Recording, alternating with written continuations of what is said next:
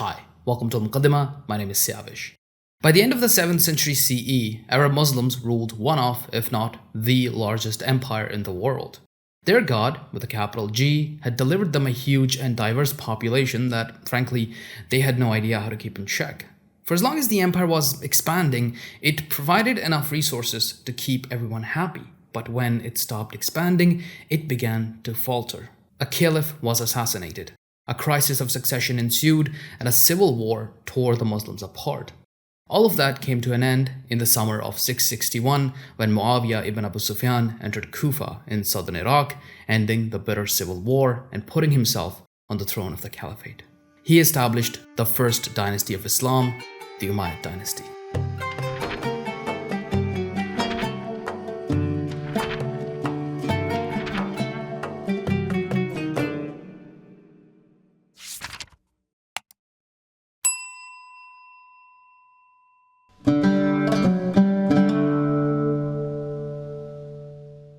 The Umayyads, or Banu Umayyah, were a sub-clan of the Quraysh and lived in Mecca just like the Prophet's sub-clan, the Hashemites, or Banu Hashim.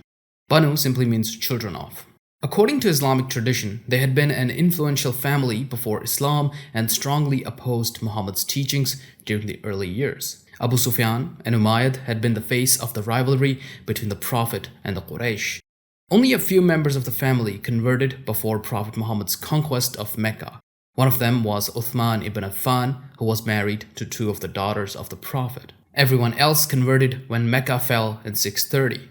This included the aforementioned Abu Sufyan and his two sons, Yazid and the future Caliph Muawiyah, who was younger than 30 at the time, likely closer to 20. This seems like a conversion of convenience if there ever was one, though some sources put Muawiyah's conversion, being a secret one, 2 years earlier.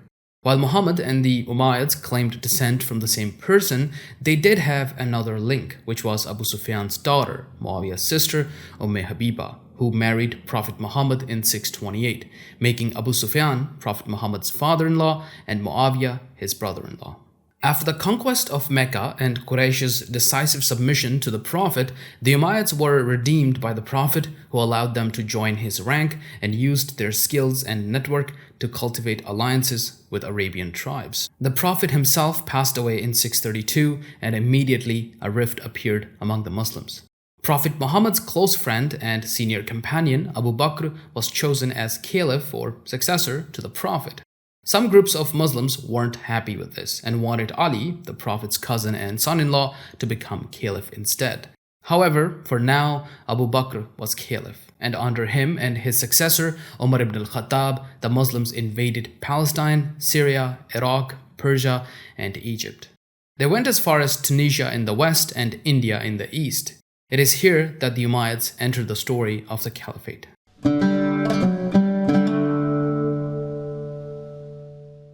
In 636, we see Muawiyah and his older brother Yazid commanding forces in Syria against the Byzantine Empire. In 637, we see him as a witness to the surrender of Jerusalem. Then in 639, he was besieging Caesarea, the capital of the Syria-Palestine province of the Byzantine Empire. Here, Muawiyah seems to be completely in charge, compared to before when he was subordinate to his older brother Yazid. This was because Yazid had died in the plague of Amwas, which also took a large portion of the Caliphate's army in Syria. The siege was exhaustive, and when Caesarea was finally taken, it was pillaged, although archaeological evidence is less clear than tradition regarding Caesarea's fate. Whatever the case, it was rebuilt, but it never regained its importance. However, it left a permanent mark on Muawiyah.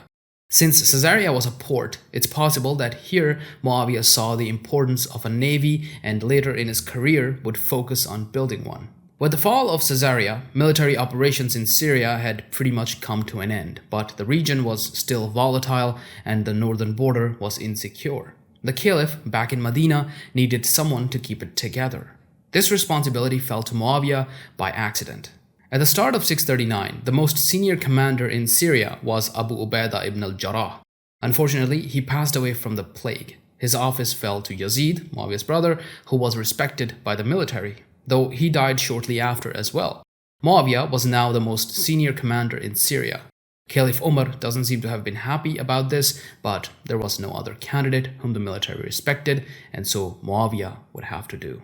Whatever Umar's feelings might have been towards Muawiyah, he was assassinated in 644. The next caliph, Uthman, was himself an Umayyad.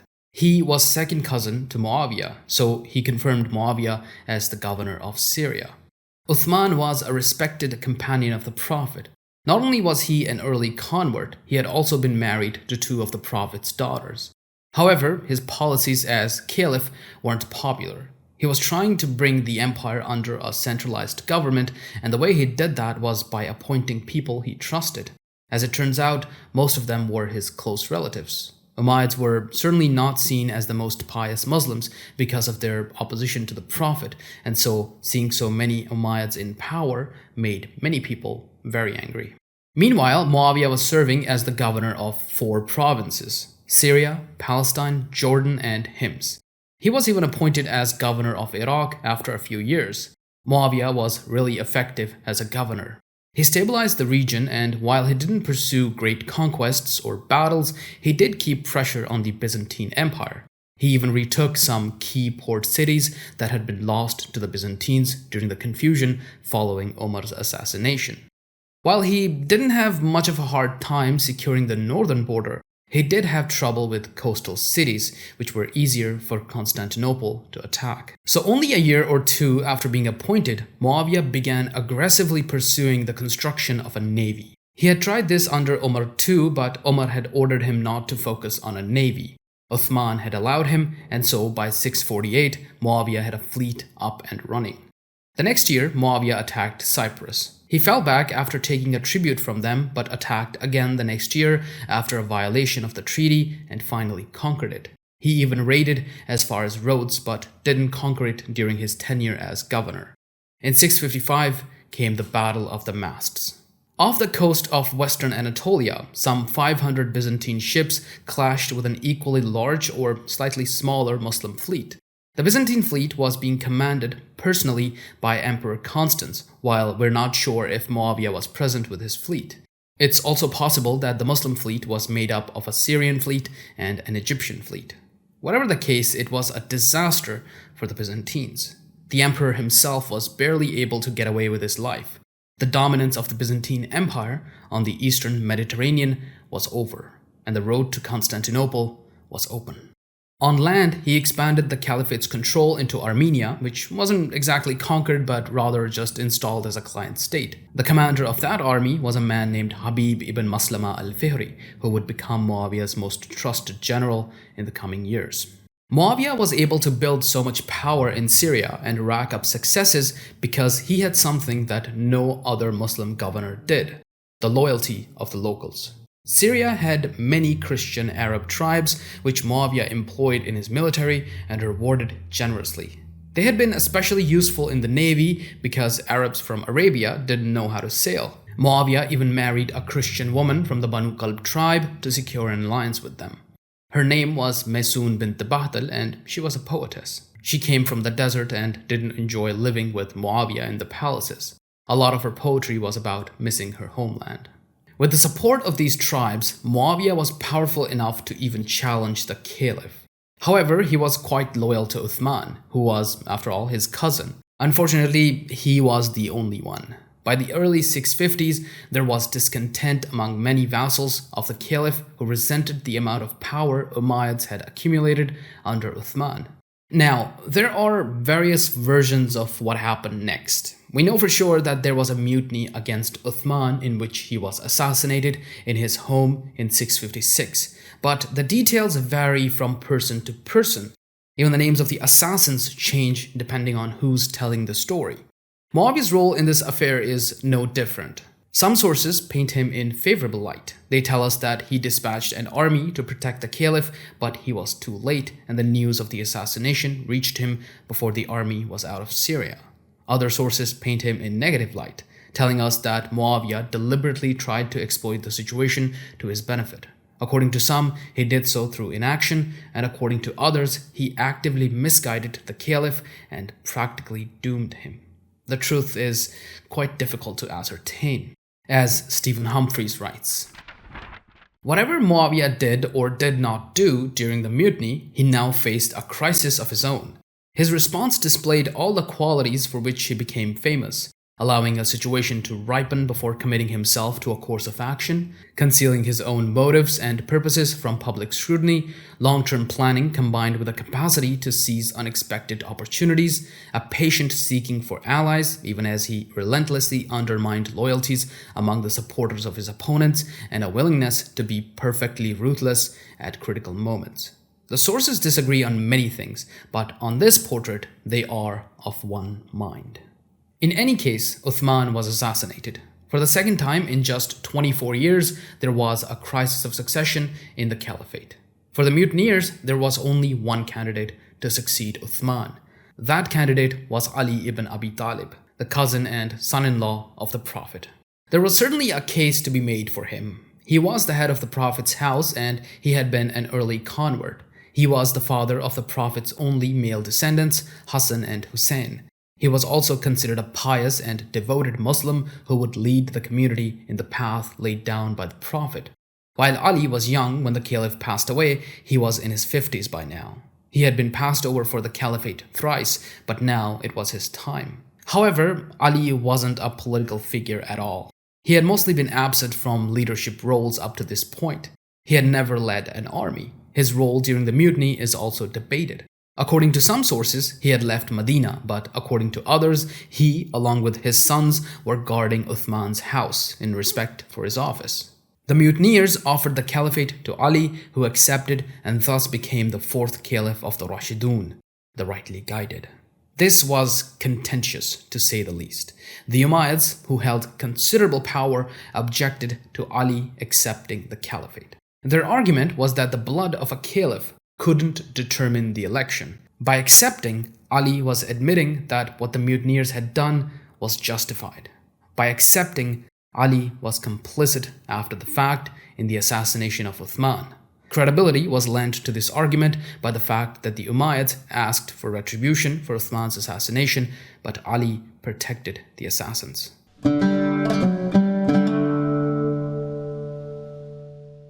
Muawiyah wasn't very vocal in the process. So far, the only thing he had done was not swear allegiance to Ali. However, another faction appeared in opposition to Ali. This was led by Aisha, the Prophet's wife, Az-Zubair ibn al-Awwam, the Prophet's nephew through marriage, and Talha ibn Ubaidullah, a senior companion of the Prophet. All three of them had been critical of Uthman's policies, but here they claimed to be against Ali's disregard for justice for Uthman. They went to Iraq and raised an army. Ali did the same and met them in the Battle of the Camel in 656.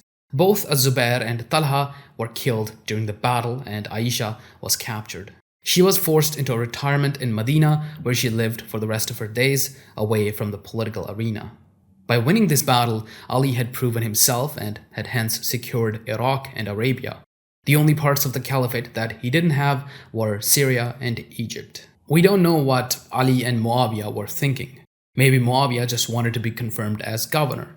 Maybe Ali just didn't want to seem weak by accepting terms of allegiance from Muawiyah, a subordinate. In any case, Ali marched from Kufa to attack Syria. Muawiyah gathered his forces and prepared to meet Ali in the battlefield. According to some sources, Muawiyah was sent the bloody shirt of Uthman, which he hung in the mosque and used to inspire his troops. The two armies met in 657 in the Battle of Siffin. We don't know the details of the battle because there are a lot of things added later to the narrative that don't seem plausible. According to one story, Ali was winning, but Muawiyah had his troops tie pages from the Quran to their lances. This forced Ali's troops to stop attacking. This is almost certainly a colorful detail meant to exaggerate the differences between the two sides. According to Christian sources, though, it seems Muawiyah had the upper hand in the battle, which frankly makes more sense because the battle took place in Syria and Muawiyah's troops were Syrian nomads who usually do better against settled tribes such as the ones in Ali's army. Whatever the case, the battle was likely a stalemate. However, there was so much bloodshed that both sides were shocked and agreed to negotiate. Again, the details of the negotiation change from person to person. They certainly weren't able to achieve anything, and different sources blame either Muawiyah or Ali for this. One thing we know for sure is that Ali's position was weakened by this, especially in the eyes of his more puritanical supporters. They believed that Muawiyah had rebelled against a sitting caliph, and so he had to be fought until he was defeated and punished. By negotiating, they believed Ali had obstructed justice. They left Ali's side and formed a third side known as the Khawarij, those who left. Khawarij or Kharijites would become sort of the dirty word of Islamic history, where it was and still is applied arbitrarily to whomever one was fighting at a given time. The Khawarij maintained that only as long as the caliph was pious, a term that was defined by them, could he remain caliph. If he isn't pious anymore, he can be removed by force. Ali tried to make peace with them, but it didn't work out, and in 658 he defeated them in the Battle of Nehrawan, although they weren't completely broken. While Ali was busy with them, Muawiyah was able to install one of his men as the governor of Egypt, which extended his control from Syria to Egypt, while Ali's control was eroding. This gave Muawiyah the confidence to declare himself caliph in 660. This far, he hadn't made any claims to the caliphate. His struggle, he claimed, was only to get justice for his cousin, but now he had taken this bold step. He coronated himself in Jerusalem. He even visited the Church of the Holy Sepulchre and the Church of St. Mary. This was probably done to win over the Christians, who were the vast majority of the population in Syria. The next year, in 661, Ali was stabbed in the Great Mosque of Kufa by a Kharijite assassin. There are some sources that claim that there was a plot to assassinate both Ali and Muawiyah, but Muawiyah's assassin was caught. This makes sense because we know that Muawiyah kept personal guards while Ali didn't. Muawiyah, however, hadn't won yet. Ali's son and successor, Hassan, still had a claim. Muawiyah simply struck a deal with him. Once again, the details of the deal are different depending on who you ask. At the end of the day, Muawiyah was now the sole ruler of the Islamic world. His rule would go for 20 years, and in those 20 years, Caliph Muawiyah ibn Abu Sufyan would define what it means to rule in the Islamic world.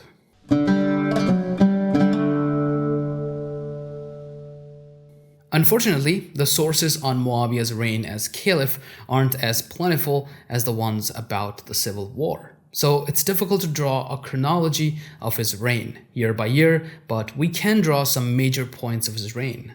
Also, it could be because his reign seems to have been largely calm and without any major disturbances within the Caliphate. Anyhow, having just come out of a brutal and bloody civil war, it was important for Muawiyah to reconcile the different sides of the Caliphate. The most important was Iraq. Iraq was fertile and rich, and it had sided with Ali, and so it had to be brought around. Muawiyah visited Kufa in 661 and appointed a new governor. This governor, Al-Mughira ibn Shuba al-Tahakfi, was a companion of the Prophet and had previously governed this region and was a good choice. Muawiyah gave Iraqi tribes autonomy as long as they promised to not cause trouble. Muawiyah also gave Al-Mughira the task of eliminating, or at least keeping, the Kharijites at bay. Ali had nearly wiped them out before he was assassinated, but there were still some around. The Kharijites themselves claimed a caliphate for their leader, al-Mustawrid, but due to their rigid our way or death approach, they couldn't win many supporters. At their peak in 663, they had around 300 people. In 664, Muawiyah's army was able to defeat them and kill al-Mustawrid.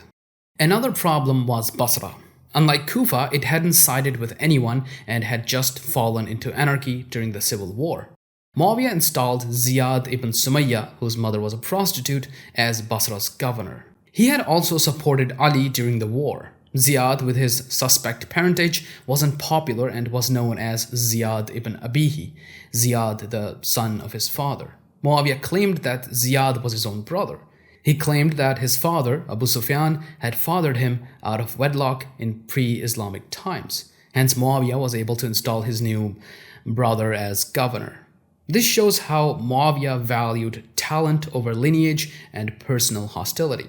Ziyad is considered a great administrator and an even greater speaker. His inaugural sermon in Basra is often held up as an example of Arabic eloquence. He was given the province of Kufa as well in 668 when Al-Mughira passed away. Eventually, Ziyad became the viceroy of the East, ruling Iraq and Iran and becoming ridiculously rich and powerful. He was to Muawiyah what Muawiyah had been to Uthman. However, due to his humble ancestry, he couldn't even dream of overthrowing Muawiyah, and so he remained loyal. When Muawiyah came to power, nearly 30 years had passed since the death of the Prophet. From those 30 years, 5 had been of open civil war. Before that, Abu Bakr, Umar, and Uthman hadn't ruled much. They had sent armies to conquer territory, and then they had taxed those territories. Central government was weak, and it wasn't uncommon that governors refused orders from the Caliph. You can also get an idea from the fact that this empire that Muawiyah ruled was previously divided between the Sassanids and the Byzantines, who had been fighting each other for a century. There were a dozen religious denominations and even more languages. On top of that, the Arab Muslim elites only made up something like 5% of the population. This was obviously a very difficult empire to rule. Muawiyah didn't try to impose anything on them because he didn't want to stir the pot too much. He ruled indirectly by delegating to governors. He knew he couldn't control everything from his capital at Damascus, and so he tried to make peace with everyone by giving them autonomy and accepting tribute in return. Of course, finding loyal governors would have been a challenge, but he could always rely on his own Umayyads and the Banu Qalb. To some, Muawiyah was an overlord who respected his clients. To others, he was a brutal tyrant. Here too, he used his political ability more than the fear of the military. He made sure that the people he couldn't win over were too weak to do something about it. This included the people who'd supported Ali as well as the Meccans who saw the Umayyads as being the old rivals of the Prophet. He also moved the populations of entire towns in order to secure cities that might cause trouble in the future. He probably gave or approved major policies, for instance expansion campaigns, but they were executed by his governors. The empire did expand in the west, particularly in North Africa, where it almost reached the Atlantic. But the region wasn't consolidated till a few decades after Muawiyah's death. In terms of the empire's economy, Muawiyah again didn't interfere much. Provinces were free to do what they had been doing for centuries. This meant Greek systems in Egypt and Persian ones in Iran. This included coinage. He minted coins, and early on he might have even tried to create his own Islamic style, but those coins were rejected by the people, and so he went back to copying coins from the Byzantine and the Sassanid empires. Only a small part of the revenue went to Damascus from the provinces because they had to pay their own expenses. Muawiyah doesn't seem to have used this money for traditional monarch stuff like palaces and tombs. Rather, he used most of it to keep the tribes in Syria happy. Speaking of Syria, the vast majority of the people there were Christians. Muawiyah employed many of them without much bias based on faith. This included the grandfather of John of Damascus, Mansur ibn Sarjun. Almost all contemporary and near-contemporary Christian sources applaud Muawiyah's reign. However, he didn't fund any churches or bishoprics, with a few exceptions here and there. That could be because nomadic Christian tribes, whom Muawiyah relied on, didn't have churches, and city folk who had churches he didn't really need. Although he does seem to have tried to cultivate an image as the new protector of the Christian church, since the Byzantine emperor, he claimed, had failed. Speaking of the Byzantine Empire, Muawiyah didn't aggressively pursue a policy of expansion. However, he did send regular campaigns into Anatolia, but they were mostly to raid and to keep his men busy. Still, he was able to harass the Byzantines so much that a lot of central Anatolia was no man's land. His naval campaigns, however, seem to have been a more serious issue. Archaeological evidence suggests that many cities on the Aegean coast of Anatolia were abandoned, so there seems to have been quite a bit of destruction involved. Whatever the intention of these campaigns, they did serve Muawiyah when he decided to attack Constantinople. With the interior in ruins, the Caliph could send a fleet for Constantinople without fear of reinforcements. He did that in 674 under the command of his son and future Caliph Yazid. Although there's some debate about whether it was one campaign or two, with one taking place in 669. The first Islamic siege of Constantinople is currently being reevaluated and should be revisited in a future video. From 674 to 678, Constantinople was blockaded by Muawiyah's fleet. Eventually, the Byzantines found an opening and attacked the besiegers through both land and sea. They used Greek fire, which resulted in the fleet's devastation. While spectacular, this setback was relatively minor for Muawiyah. However, he never tried to take Constantinople again. Muawiyah didn't build many palaces or tombs. There was a palace in Damascus which was so humble that a Byzantine envoy commented that the ceiling will do for the birds and the walls will do for the rats. There were probably some forts built in the Syrian desert where he met tribal leaders from time to time. Also, he built a dam near the town of Taif in Hijaz that is the only archaeological remain of his reign. While Muawiyah didn't build many monuments, he did build an empire. The entity he inherited was a caliphate. According to Muslim tradition and popular imagination, this was a golden state. It was a time of justice under the great companions of the Prophet. The caliphs followed Islam and the law of God was everywhere. Unfortunately, the reality wasn't exactly that. Controlling the caliphate from Medina proved to be a challenge. Umar, for example, lauded for his conquests, didn't really have control of his armies. Commanders did ignore his orders here and there. Fortunately, he was respected, and so this was rare. Also, the early caliphs didn't have personal guards to make themselves more open to public. Unfortunately, 3 out of 4 of them got assassinated, so Muawiyah did keep personal guards. The first step that Muawiyah took as caliph was to move the capital to Damascus. He had already used it as his base for nearly 20 years as Syria's governor. Damascus was linked to the legacy of the Byzantine Empire more than it was to Islam. However, in many ways, as a leader, Muawiyah was not that different from the Prophet himself. He served as a bridge between the old world and the new. The caliphate was only sustainable for as long as it was expanding because the army and the commanders could be paid through loot. When the expansion slowed down, the empire needed real revenue, and for that, it needed control over its governors. While respect worked for Umar, not everyone had that working in their favor. Just look at Uthman. Muawiyah was able to pull off a ridiculously complicated balancing act and build a house of cards. Unfortunately, he balanced it on his palm, and without his particular style, the empire wouldn't last long. I think I'm in pretty good company when I say that what Muawiyah did here was inevitable. After all, Ibn Khaldun, the man behind the other Al-Muqaddimah, also maintained that it was inevitable. He writes, "Even though Ali was in the right, Muawiyah's intentions were not evil, for he aimed at the truth but missed it. Each was right insofar as his intentions were concerned. The nature of kingship requires that one person claim all glory for himself and appropriate it to himself alone. It was not for Muawiyah to deny this to himself and his kinsmen. Kingship was a natural thing that communal solidarity, by its very nature, brought in its train. His Umayyad kingsmen and their followers banded together and were willing to die for him.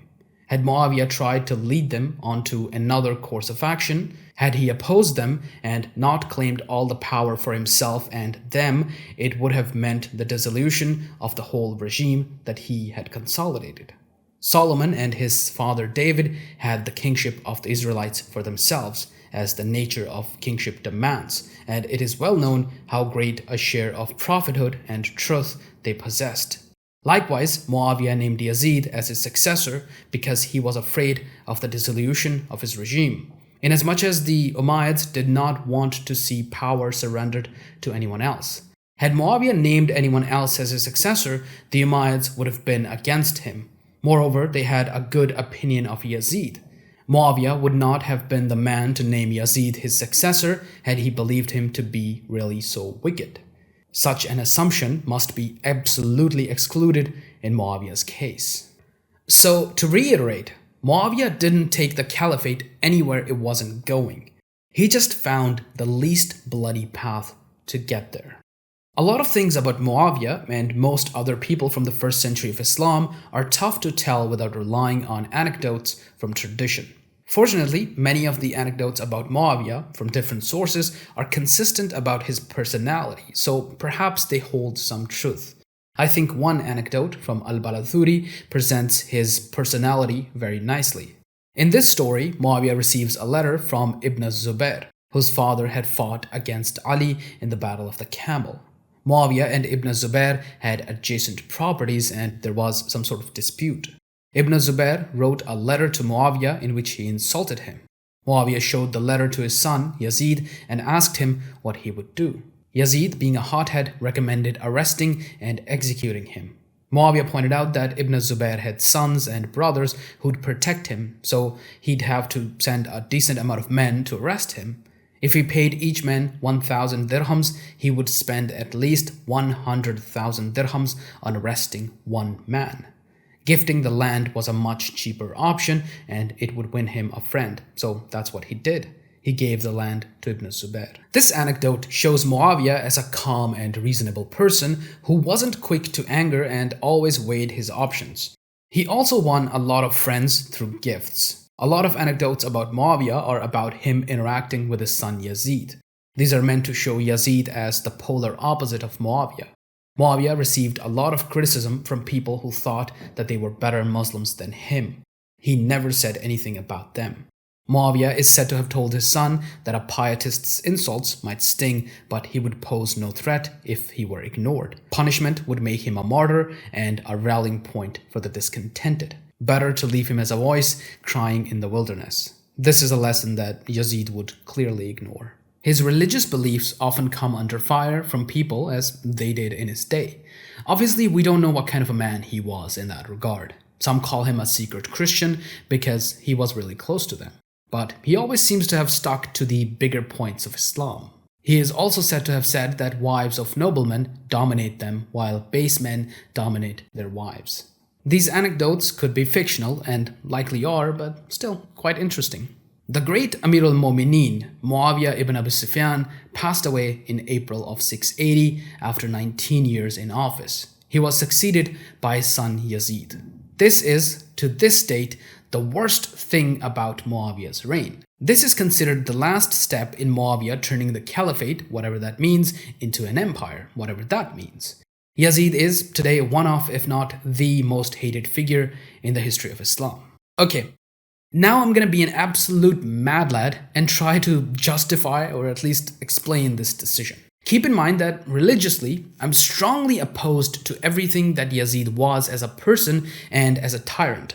However, let's look at this not from a religious lens, but rather from a historical lens. This is a history channel after all. I'm not going to talk about what kind of a caliph Yazid would turn out to be, only why Muawiyah chose him. Now, Muawiyah had other sons, but they were young and Yazid was the oldest. Also, Yazid was the son of Maysun bint Bahdal, and so he had the support of most Syrian tribes. Yazid was also a decent commander. We know that he played a role in the siege of Constantinople. However, the failure there wasn't exactly his fault. All the sources that were written decades after Yazid mention him negatively as a decadent and indulgent prince, but we don't have any contemporary or near-contemporary sources that talk about his personal life. So it's tough to get an idea of what kind of a person he was. The other two candidates that people usually put on the list are Abdullah ibn Zubair and Hussein ibn Ali. Both of them were sons of Muawiyah's rivals, so of course Muawiyah's supporters would never have supported either of them. Neither of them had powerful allies, and it's likely that the empire would have been split between the two and another civil war would have taken place. Perhaps Muawiyah's decision was merely to save the Caliphate from another war, although another war would find its way to the Caliphate's doors. There was no real succession system in the Caliphate. The first caliph had been elected in a small informal gathering of senior companions. The second wasn't even elected because he was the only real candidate. For the third, we hear that there was a small electoral body of 6 companions. By Muawiyah's death, a majority of the companions had passed away. The ones that were left were either too old to be politically influential or too young to remember much of the Prophet's time. A council at that time would likely be made up of Muawiyah's governors, and they most likely would have picked Yazid too. So again, Muawiyah didn't take the caliphate anywhere it wasn't going. He just found the least bloody path to get there. At the end of the day, Muawiyah is a complicated figure. He's not just a part of Islamic history, but he's also a part of the history of Islam. What I mean by that is that he'll always be judged by different standards than most people in Islamic history. For Shias, he'll always be the corrupt absolutist tyrant who stood up against their beloved Imam Ali. He fought him and then, according to them, poisoned his son Hassan. For Sunnis, he'll always be the man who turned the Caliphate into an empire and put his son on the throne. The son who eventually assassinated the grandson of the Prophet very brutally. There's simply no excuse or justification that is enough. Also, he was too nice to Christians for a lot of Orthodox Muslims to be comfortable with. Not only are moral standards different here, but all sides even have their own versions of events. So there's no way to argue for a historical Muawiyah in a religious context. There's also a lot of stuff about him having persecuted the descendants of the Prophet, but the sources there are really muddled because they were written under the Abbasids who destroyed the Umayyads, so we cannot verify them. They're also very religiously charged, and so I didn't get into any of that. However, when we step out of religion and we see Muawiyah as a human being in the real world, we see a man whose influence on the Islamic world is immeasurable. Here's a man who took an empire that had been itching to break apart since the death of the Prophet. It was a very diverse empire, so what worked for one faction couldn't work for another. Not only did he manage to rule this empire, but he also kept it together without any major rebellions, and he made it a formidable force that matched the great Byzantine Empire over land and sea. There's no guarantee that Ali, who was, without a doubt, a more pious Muslim and a closer companion of the Prophet, could have managed this. After all, during the civil war, Ali had trouble managing his allies, while Muawiyah didn't even break a sweat. By the civil war, Muawiyah had 20 years of experience in warfare and governance, while Ali had none. As Chase Robinson writes, by every reasonable standard, Muawiyah's near 20-year reign had been a nearly unqualified success. Not only is he grudgingly praised by Islamic sources, but he enjoys quite exceptional praise among Christian sources, who sometimes speak of his reign as a time of peace and prosperity, when justice flourished and there was great peace in the regions under his control, as one 7th century Christian, writing in northern Iraq, puts it. The secret of his success seems to have been laissez-faire patrimonialism, rather than robust state building. He may have thrown up a palace or two, and he may even have dabbled a bit in striking some coins. But instead of forging powerful instruments of rule, such as a salaried army and robust tax administration, he relied upon his own wit, the counsel and the pull of tribal chiefs, and the remnants of the Byzantine and Sasanian fiscal systems. The Arabs had entered a world more civilized than their own, one scholar has written, and since they came not to destroy but to exploit, it was more reasonable to use a machinery already well adapted to that purpose than to try and replace it at once by something else. Nor did Muawiyah vigorously project Islam as a legitimizing ideology of rule. He may not have been a reconstructed pre-Islamic sheikh, but his was a politics of persuasion, and he was at his most persuasive when speaking in the sheikhly idiom that he had learned in pre-Islamic Mecca. Lacking both the good luck and sound judgment of their father, Muawiyah's two sons had virtually no resources to fall back upon when their father died. The small polity was not robust enough to save the dynasty occupying it. When Muawiyah died, his polity died with him. Other empires that expanded with as much speed as the Caliphate had, such as the Mongol Empire and Alexander's Empire, fell apart shortly after their deaths, but Muawiyah saved the Islamic Caliphate from sharing that fate. Without him, it's likely that Iran would have fallen to local powers who would have fallen to the Turks. As we have seen, Muslims made up less than around 5% of the population, so likely these local powers and Turks wouldn't have been Muslims. Seeing how history turned out, they would have easily conquered Greater Syria. Islam could have easily been pushed into Arabia. Of course, that's just my guesswork and my opinion, and you don't have to agree with it, but it's true that Muawiyah was a man of remarkable abilities. He deserves to be judged by different standards, and his contributions to the Islamic world need to be re-evaluated. He should be remembered for the incredibly gifted ruler that he was, Caliph Muawiyah the Great.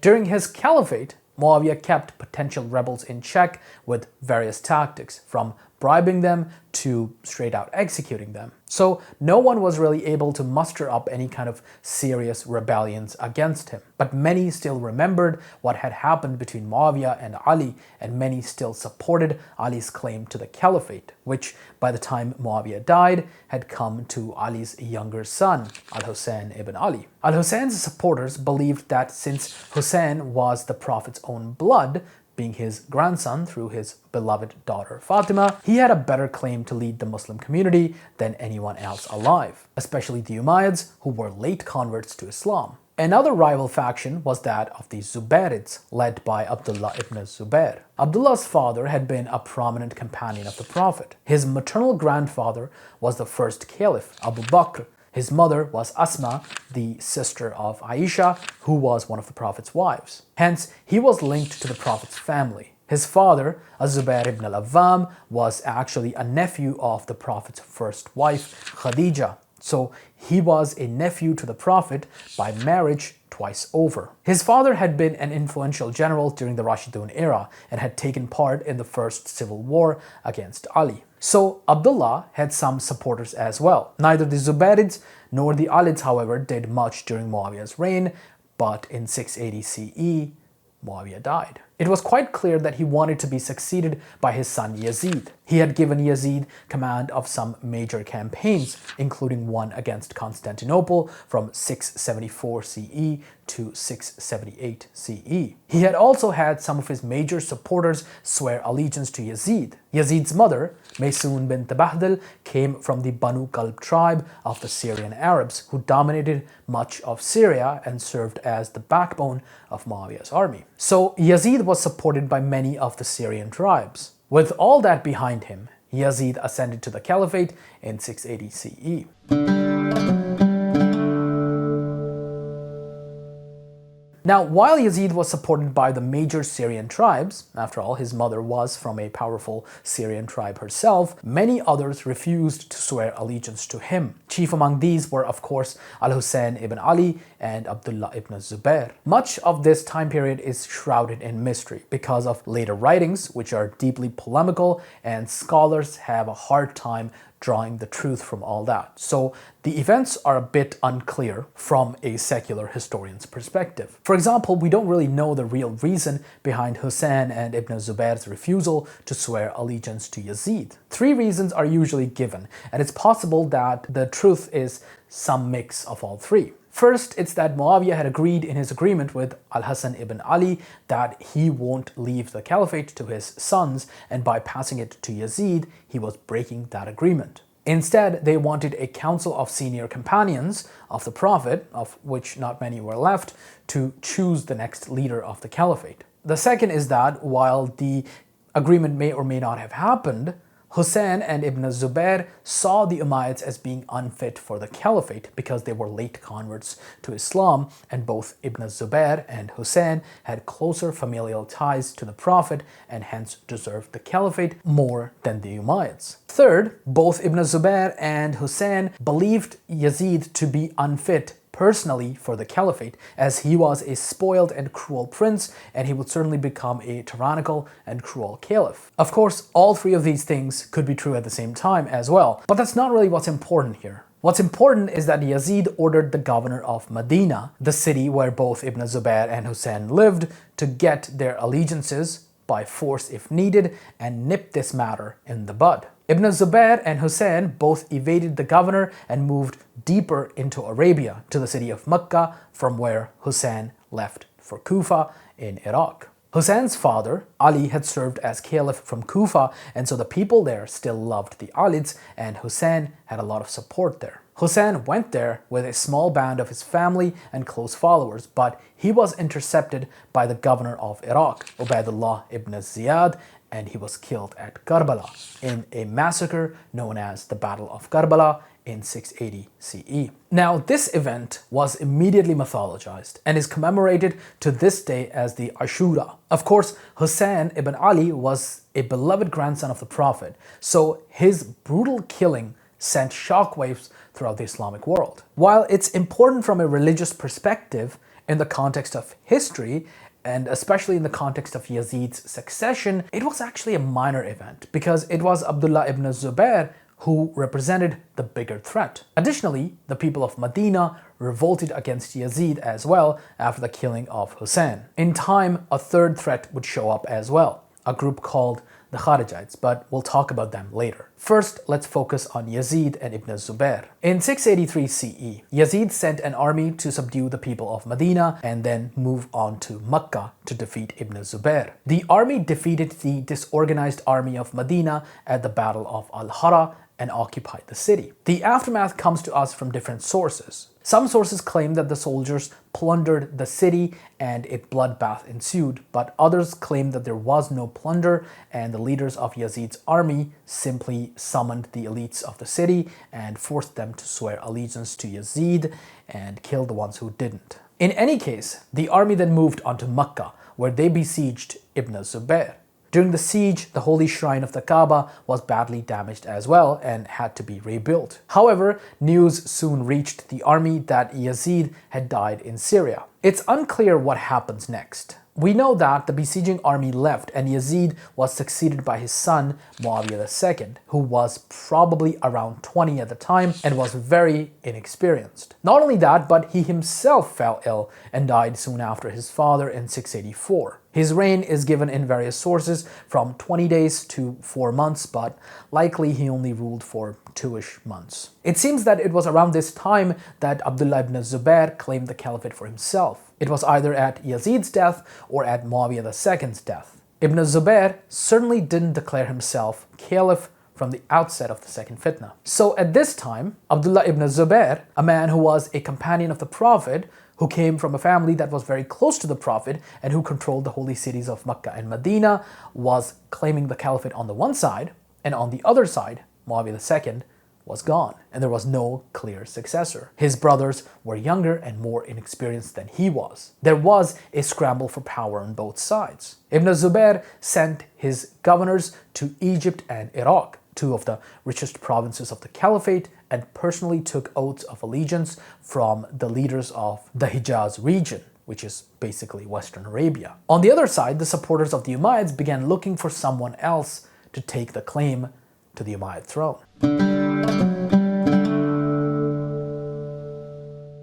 When the Medinan population had revolted against the Umayyads, the remaining Umayyads in Medina had gone into exile, either self-imposed or forced, and they made their way to Syria. Among these were Marwan ibn al-Hakam and his son Abdul Malik ibn Marwan. Marwan was a second cousin to Muawiyah the Great and was involved in the Umayyad governorship of Medina and was hence somewhat experienced in rulership. He was in his 60s, but he was also probably the most experienced member of the Umayyad dynasty, certainly more experienced than the descendants of Muawiyah the Great himself. So he was chosen by the supporters of the Umayyads as the next caliph of the Umayyad dynasty. This then founded the Marwanid branch of the Umayyad dynasty, who were descendants of Marwan, as opposed to the Sufyanid branch of the Umayyad dynasty, who were descendants of Muawiyah's father, Abu Sufyan. Marwan met his supporters in southern Syria and marched to take control of Damascus. However, he was met by a coalition of some Syrian tribes which had sworn the oath of allegiance to Ibn Zubair and were being led by a man named Al-Dahak ibn Qais al-Fihri. The Battle of Marj ensued and the Umayyads came out victorious, despite all odds, in August 684. This ended Ibn Zubair's support in Syria and put Syria back in the Umayyad camp. If the battle had been won by Ibn Zubair's supporters, the Umayyads would have been wiped out. But, well, that didn't happen. Instead, fortunes turned. In the same year, Marwan went with his son Abdulaziz to Egypt to secure it and was able to do just that. Abdulaziz was appointed as the governor of Egypt while his other son, Abdul Malik, was heading Syria. However, Marwan was old, but he prepared a succession plan before his death, which came about in 685. First, his son Abdul Malik was to succeed him, and then if Abdul Aziz outlives him, Abdul Aziz would succeed Abdul Malik. Abdul Aziz's mother was from the Banu Kalb tribe of Syria, so the Banu Kalb once again had a stake in the caliphate. Upon Marwan's death in the spring of 685 CE, Abdul Malik carried on as the leader of the Umayyads and the claimant to the Caliphate. So when Abdul Malik assumed the leadership of the Umayyads, they were in some really hot waters. On the one side, of course, Caliph Abdullah ibn Zubair still controlled the holy cities of Mecca and Medina, along with the rich province of Iraq. He also had the loyalty of some Syrian and North Iraqi tribes still. Plus,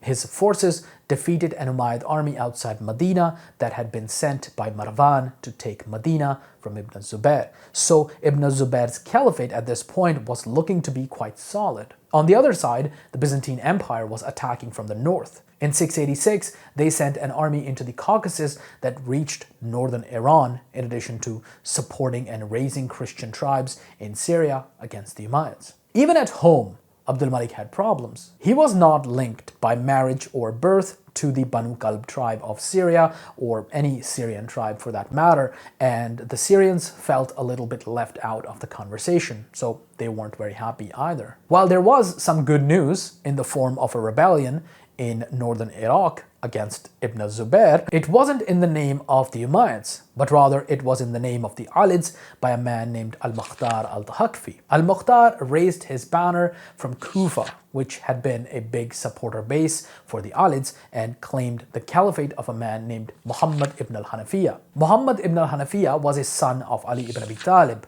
hence a half-brother to both Hassan and Hussein, but he wasn't a descendant of the Prophet, as he wasn't a son of Fatima, the Prophet's beloved daughter. Rather, he was the son of another woman. In any case, for now, Ibn al-Hanafiya was a good enough person to gather support in the name of. They even defeated an Umayyad army in northern Iraq, where they killed Ubaydullah ibn Ziyad. After all these setbacks, a change in strategy was needed. Abdul Malik took a page out of Muawiyah's playbook, and instead of trying to further engage Ibn Zubair or even the Byzantines, he tried to consolidate his power in Syria first. He spent the years between 686 and 689 making deals with various tribes using money raised by his brother Abdulaziz in Egypt. He also used that money to make a deal with the Byzantine Empire, who were more than happy to leave him alone in exchange for money and other things. They themselves were facing pressure from the West, so it was a win-win situation for both parties. By 690,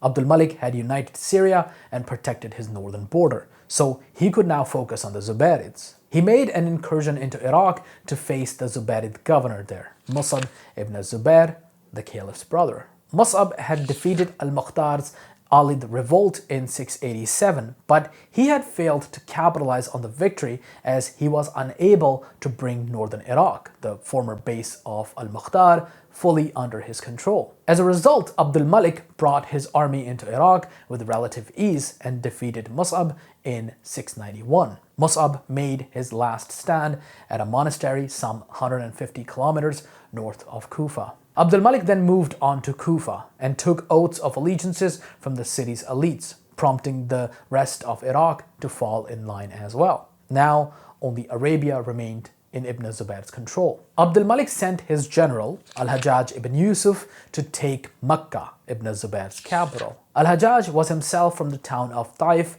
near Mecca, and so he could take that city without much resistance and use it as a base to attack Mecca rather than using Medina, which was much farther. That's exactly what Al-Hajjaj did. In April 692, during the Hajj season, Al-Hajjaj began his siege of Mecca. The sanctity of the holy city was not respected at all, and it was bombarded. Even the holy shrine of the Kaaba was damaged as well. However, Mecca, as it turns out, is not a very good place, strategically speaking, to hold out a siege, and so Ibn Zubair's struggle seemed all but lost. His supporters, according to some sources, his own sons, abandoned him, and he made his last stand in the holy mosque. He died fighting there. His body was hung in Medina as a warning to those who dared challenge the power of the Umayyad Caliphate.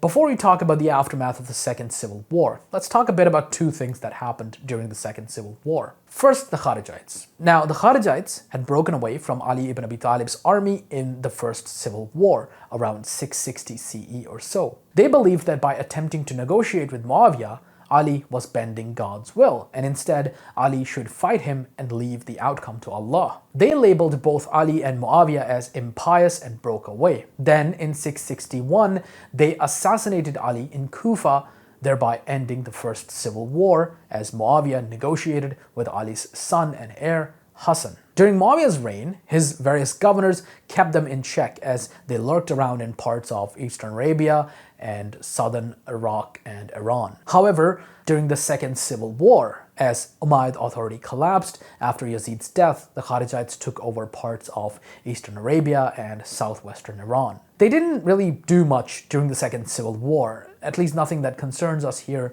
and they weren't the main focus, but they were an active threat and were wiped out later on by Abdul Malik. Second, the Dome of the Rock. The Dome of the Rock was built by Abdul Malik during the Second Civil War, and an inscription dates it to around 692 CE. That's likely the year of its completion. It was built on top of the Temple Mount, which was the site of the Jewish temple. Now, an interesting fact about the Temple Mount. During the late Byzantine era, the Romans actually used it as a garbage dump, and one of the first things that the Muslims did was clean it up and put a place of worship on top. Take that, Judeo-Christian values. Anyhow, the Dome of the Rock was built for probably two reasons. The first was to facilitate some of the pilgrims who were going from Syria to Mecca but couldn't because of the civil war. Abdul Malik offered Jerusalem as a sort of compromise for them. Second, it was likely Abdul Malik trying to establish the dominance of Islam over Christianity and Judaism in a way. Around this time, especially during Abdul Malik's reign,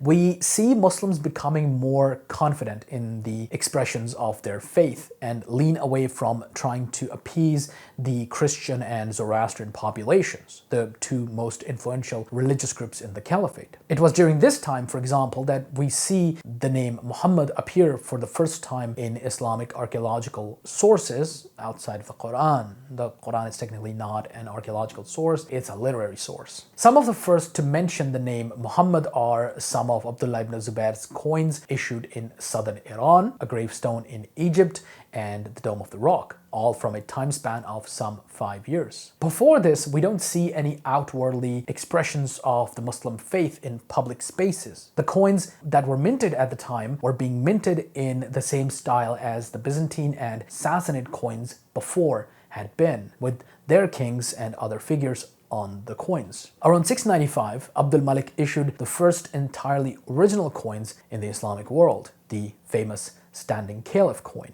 I happen to have one of them. This particular one was minted in 697 CE, and it's not in the best shape, but it's quite interesting to hold in my hands a piece of Islamic history that was created less than 80 years after the death of the Prophet. Later in his reign, Abdul Malik would make a big push for the Islamization and Arabization of the Caliphate.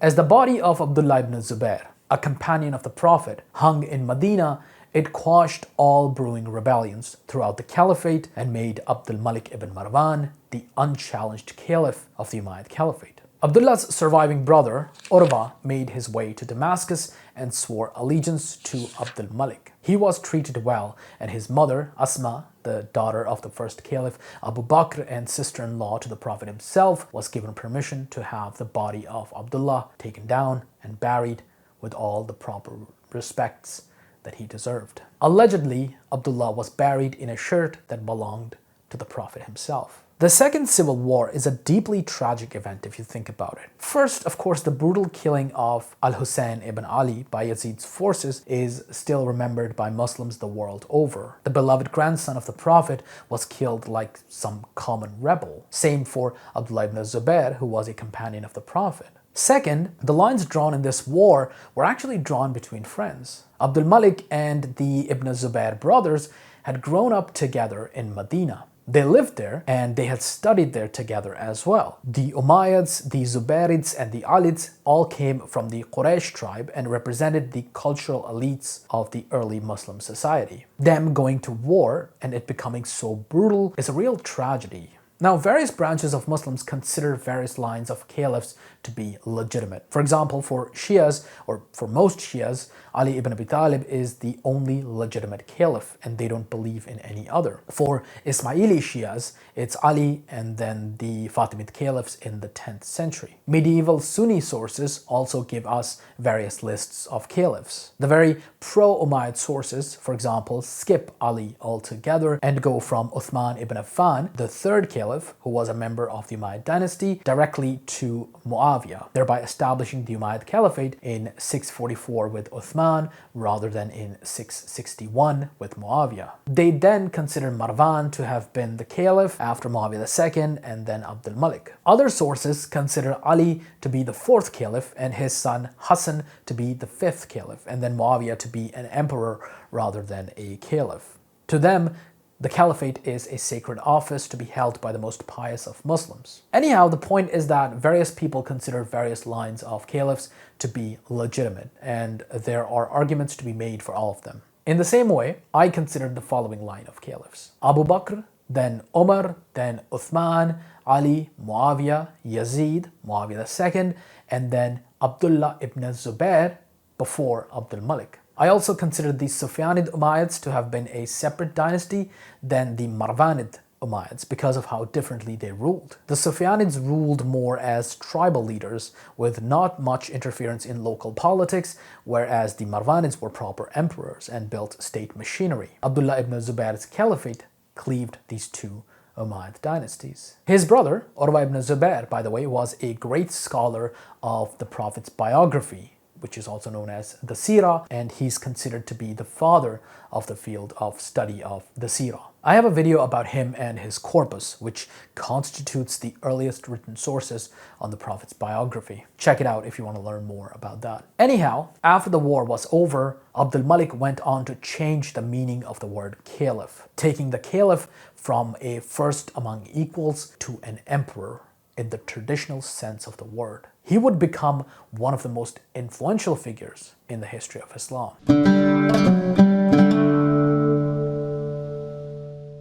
After the Second Civil War wrapped up, Abdul Malik stood as the undisputed emperor of the Arab Empire, the caliph of the Umayyad Caliphate, a deputy of God himself on earth. Abdul Malik now began a project of reforming the caliphate and establishing a proper empire. One of the first things that Abdul Malik did, feeling confident, was to break down his treaty with the Byzantine Empire. During the Second Civil War, he had agreed to pay the Byzantine Empire regular tribute in order to keep them off his back, so he could focus on the Zuberids, who were his chief rivals in the Second Civil War. However, now he didn't need to do that, so he provoked the Byzantine Empire. The standing caliph coin, like I mentioned before, was an establishment of Islam over Christianity, deliberately challenging the Byzantine emperor's authority. He also paid his tribute to the Byzantine Empire with his new coins, which was simply unacceptable to the Byzantines. This was followed by him appointing his brother,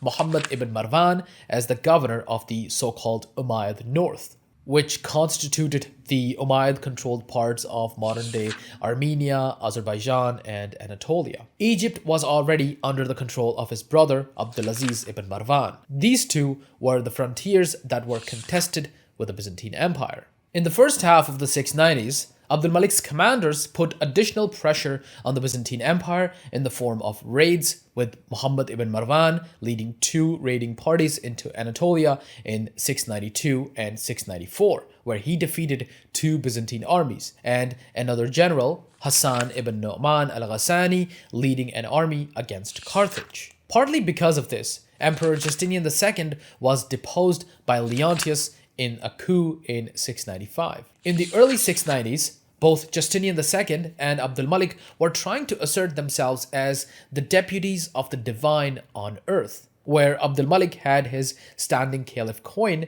Justinian II had this. It calls Justinian II servant of Christ. You can see the parallels with the standing caliph coin. This has actually led to some scholars saying that since the Byzantines were using their divine figure, Abd al-Malik must have done the same, and so the man on the standing caliph coin is actually Prophet Muhammad himself. However, that's disputed. It's not really a consensus. This was a part of Abd al-Malik's larger war against the Byzantine Empire, which was much more of a theological war than a physical one. I mean, of course, there was a physical war as well, but there was also a very, very serious theological war. Again and again, he made very explicit anti-Trinitarian gestures. For example, a coin issued in 696-697 by Abd al-Malik also holds the statement, "God is one, God is eternal. He is not a father, nor is he a son," which is a clear condemnation of Trinitarian Christianity.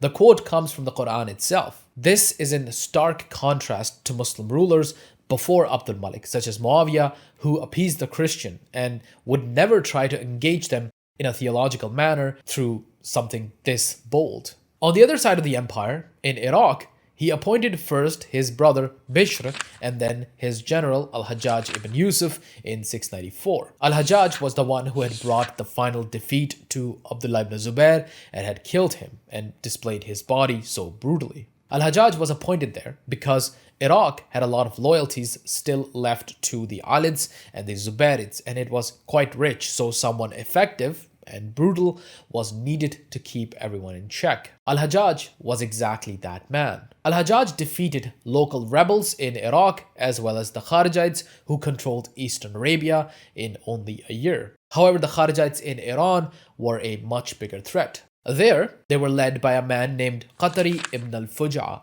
who claimed a rival caliphate to the Umayyads and even issued coinage. He was able to get some Persian support as well. Al-Hajjaj pushed them into Daylam, the southern edge of the Caspian Sea, but he was unable to win the support of the locals there and ended up defeated by Al-Hajjaj in 698. Thereby ending the Kharijites who had popped up after the death of Yazid ibn Muawiyah and the start of the Second Civil War. However, there were still many people who resented the Umayyads for one reason or another. There were some Zubairid loyalists in Khorasan, for example, which is the northeastern parts of Iran and parts of modern-day Afghanistan, as well as some parts of southern Central Asia. Similarly, there was the revolt of the so-called Peacock Army. So Al-Hajjaj was serving as sort of the viceroy of the East, and it was his job to secure the eastern wing of the Caliphate and remove all rebels from there. He made various pushes into Central Asia and Eastern Iran, as well as modern-day Afghanistan. It was one of these events that triggered the revolt of the so-called Peacock Army. In 699, Al-Hajjaj sent a huge army to Sistan, southeastern Iran, under the command of one Abdurrahman ibn Muhammad ibn al-Ash'ath, who was simply known as Ibn al-Ash'ath. However, by late 700 CE, Ibn al-Ash'ath gathered people there who had their own grievances with the Umayyads and formed them into a formidable army. This army was known as the Peacock Army or Jaish al-Tawabis because of how well armed and extravagant it was. Ibn al-Ash'ath declared himself the helper of the faithful and used the term al-Qahtani. The term Qahtani refers to the southern Arabs from Yemen as compared to the northern Arabs known as the Adnani, to whom the Prophet, the Umayyads, and much of the Muslim elites belonged. So Ibn al-Ash'ath's revolt was not just for power, but also about airing grievances between various Muslim groups within the empire. Although none of that meant anything when they faced Al-Hajjaj on the battlefield in 701 CE. Al-Hajjaj defeated them with the help of Syrian reinforcements and pushed them back to Sistan, where Ibn al-Ash'ath died and his army scattered. All this unrest in Iraq prompted Al-Hajjaj to found the new city of Wasit in 703-704, right between the cities of Kufa and Basra, which were the two most important Muslim cities in Iraq. Wasit literally means middle. This new city was meant to serve as a symbol of Umayyad power, as well as be a base of operations that allowed al-Hajjaj to move his troops as needed to quash rebellions in Kufa or Basra or anywhere further east. From here, al-Hajjaj actually displayed his own power as well, such as by minting coins. To the south, of course, there was a lot to do as well. Arabia, especially the Hijaz region, which is the region that is home to the holy cities of Mecca and Medina, had been the base of Abdullah ibn Zubair, and Abdul Malik had to bring it into his control. The first thing he did was order his trusted al-Hajjaj to repair the holy shrine of the Kaaba, which al-Hajjaj himself had damaged during his siege of Ibn Zubair. Now, al-Hajjaj had been relentless in his mission of destroying Ibn Zubair, and when he laid siege to the holy mosque where Ibn Zubair was sheltering, he didn't respect its sanctity at all. It's ironic that Abdul Malik would then send him to repair the Kaaba. By 694 CE, al-Hajjaj's repairs of the Kaaba were complete. Al-Baladhuri, a 9th century scholar, tells us the following. Al-Hajjaj restored the structure of the Kaaba. He gave it one door, as it had before Ibn Zubair rebuilt it, and he removed from it what Ibn Zubair had added, which was a second door, and had strengthened with lead, which he removed from it. He raised its door as it had been before and reduced its height so that he made it how it is today. He completed its rebuilding in the year 74, 694. He sealed the necks of some of the Prophet's companions in order to humiliate them by this. During his time in Hijaz, as Al-Baladhuri says, he also humiliated some companions of the Prophet who hadn't supported the Umayyads. Then, in 695 CE, Abdul Malik led the pilgrimage to Mecca and installed the son of the third caliph, Uthman, as the governor of Medina. Through that, he was connecting himself to Uthman by somewhat claiming to be his successor. In fact, Abdul Malik did a lot to justify his power and his claim to the Caliphate. But before we talk about that, let's talk about his political reforms.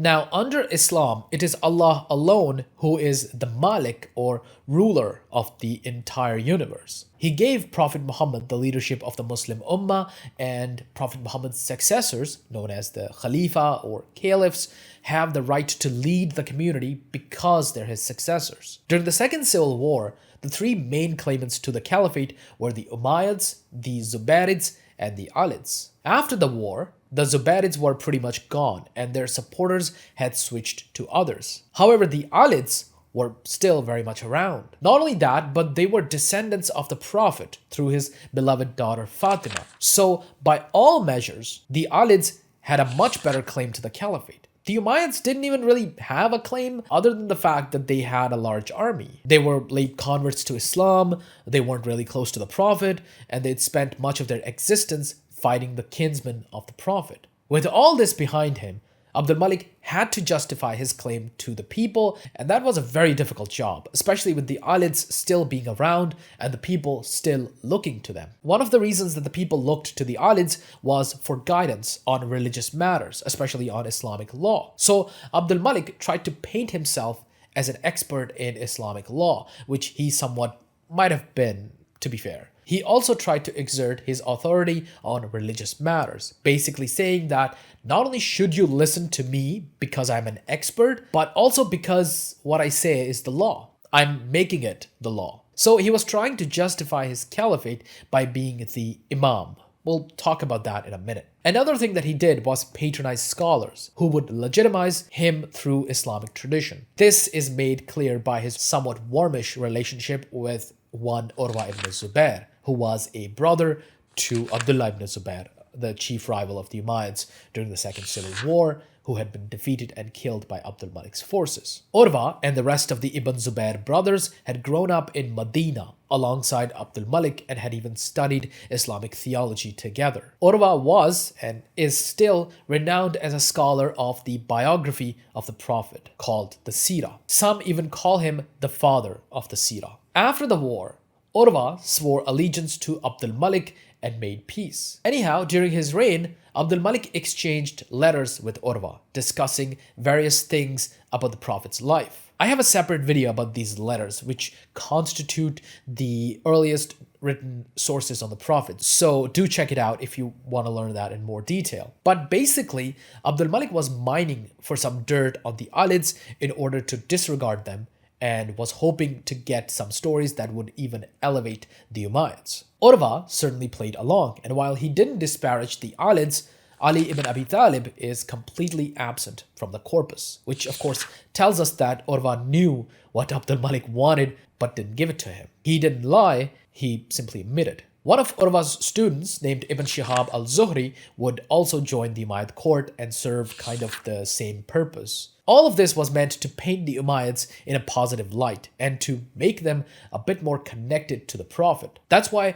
history written under the Umayyads serves these themes while ignoring or disparaging the Alids. Under the Abbasids, who were after the Umayyads, it reversed. The Alids were revered and the Umayyads were cursed. Actually, they didn't revere the Alids per se, but rather they revered the Hashemites. The Alids are a sub-branch of the Hashemites, and the Prophet was also a Hashemite, and so were the Abbasids. So in this context, there are a lot of questions raised against the traditional view of Islamic history written under the Abbasids and the Umayyads. The traditions collected under the Umayyads, for example, don't say anything against the Umayyads, and the traditions collected against the Abbasids don't say anything against the Abbasids. Abdul Malik also worked on the Quran, which we'll discuss in a minute, and so some modern scholars go as far as to say that he might have changed the text of the Quran to support his claim to the Caliphate.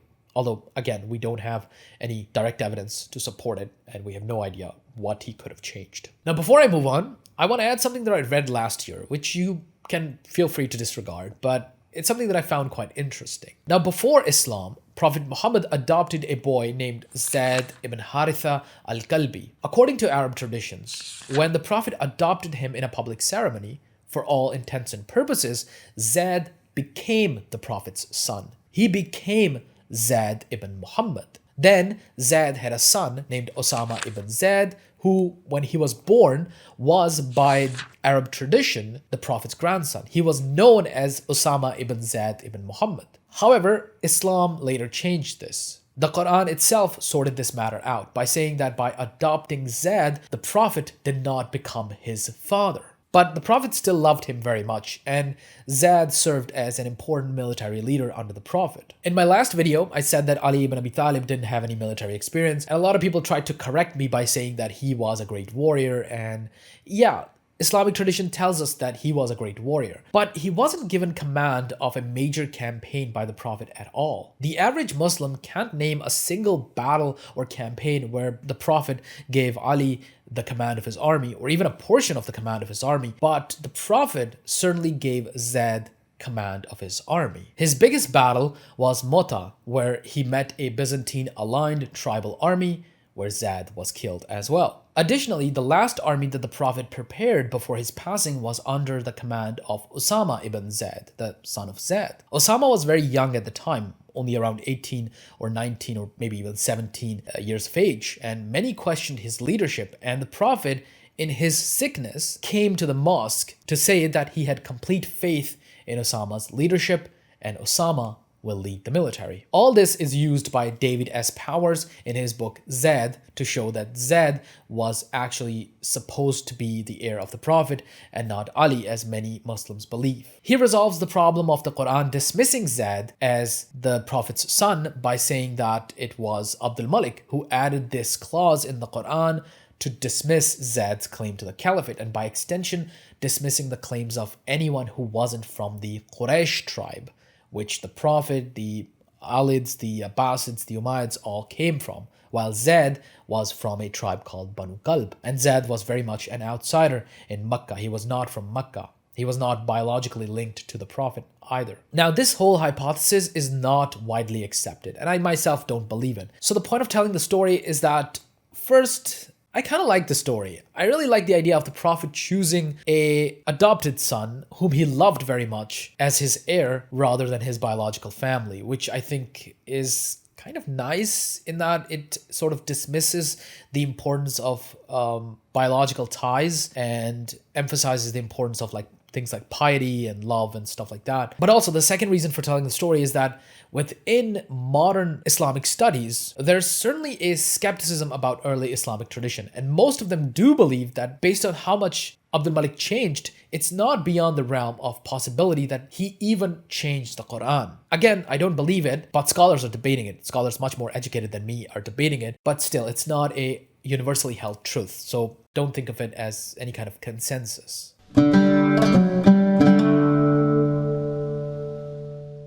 The Second Civil War, or the Second Fitna, was one of the most important conflicts in human history. I might even go as far as to say that the Second Fitna is right up there in terms of importance with the First World War. What the First World War did for Europe, the Second Fitna did for the Middle East. Although the Great War, of course, was a lot more brutal and deadly and like on a much larger scale. But still, everything within the Caliphate changed completely after the Second Fitna, and everywhere the Muslims went after that, they carried the legacy of Abdul Malik's reforms. First, let's talk about his military reforms. Like I've said many times before, the Umayyads before Abdul Malik had relied largely on Syrian tribes to provide them with military force. However, this hadn't worked out all that well for Abdul Malik, and it made him too dependent on Syrian tribal leaders, whom Abdul Malik had to keep happy. Abdul Malik shifted to a standing army that was paid by him and organized by generals rather than tribal leaders. The army had both Arab and non-Arab Muslims, and of course the Arabs were paid more. Additionally, things like how early you joined and what kind of campaigns you'd taken part in were important factors as well, with Abdul Malik himself setting the salary of some of the most outstanding warriors and generals. Eventually, this professional army would bring a second wave of the Arab conquests, which would see the Arabs conquer everything between Spain and Sindh. This, of course, needed a larger government run by more bureaucrats, something akin to how the Romans had done. You needed people to keep track of soldiers and their payments and stuff like that. Interesting fact here, the registers that held the records of the soldiers were called daftar. The word daftar comes from the Greek word diphthera, meaning leather or skin, because the daftars were made of parchment. In Persian, and in my mother language Urdu, it means office, which is something that I find quite fascinating because I guess an office is used to hold records. This was the first time in Islamic history that an army was actually organized professionally and paid regularly rather than having a share in the loot from the campaigns. However, this army was still largely outfitted by Syrians. When an army was dispatched to a frontier distant from Syria, they missed their home and began resenting the government.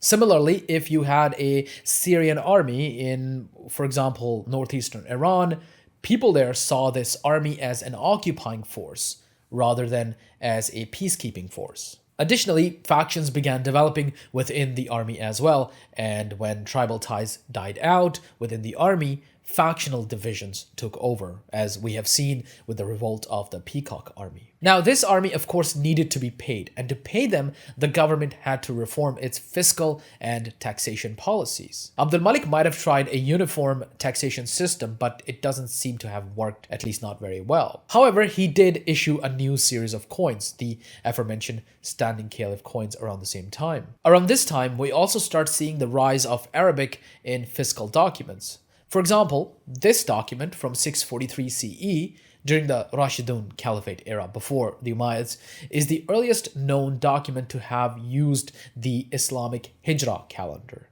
It says the year 22, which means 22 years after the Prophet moved from Mecca to Medina. It is also bilingual in both Greek and Arabic. Greek was, of course, the lingua franca of the Byzantine Empire, and Egypt used that as well. But during Abdul Malik's era, we see an explosion of not only bilingual documents, but we also end up seeing the earliest Arabic-only documents. This, of course, was an effort to Arabize and Islamize the Caliphate. Another thing that was done for that purpose was the removal of Christians and Zoroastrians from high positions, which they had held since pre-Islamic times. The responsibility of collecting taxes also shifted around this time from Christians and Zoroastrians to Muslim Arabs. The Rashidun Caliphate and the early Umayyads, such as Muawiyah, had left the previous taxation systems used by the Byzantines and the Sassanids in place. This meant that the Caliphate didn't have much direct control over taxes and had to make do with whatever was collected by local collectors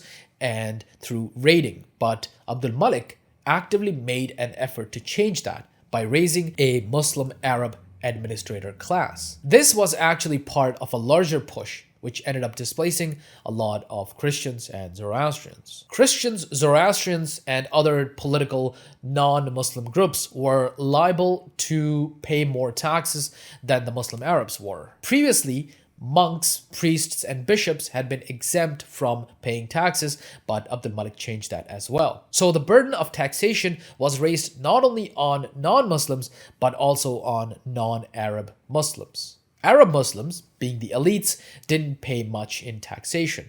This whole thing was by design. The subject populations were taxed because they were subject populations. This, along with the new coin designs and all these things, were meant to show the people who the boss was. Of course, people were very upset by these changes, so much so that one Christian chronicler even calls it a sign of the end of times. Abdul Malik put the Dome of the Rock on the Temple Mount as a very clear message to Jews and Christians. So generally speaking, if you were a non-Arab Muslim or non-Muslim, you weren't going to be having a very good time under Abdul Malik and the following Umayyads. Another interesting legacy of Abdul Malik that we see comes from his coins as well. I mentioned earlier the coins that bear the anti-Trinitarian statement issued in 696 or so. Well, those are some of the earliest, if not the earliest, Islamic coins to only have a textual statement and not a figure or iconography of any sort. This would become the template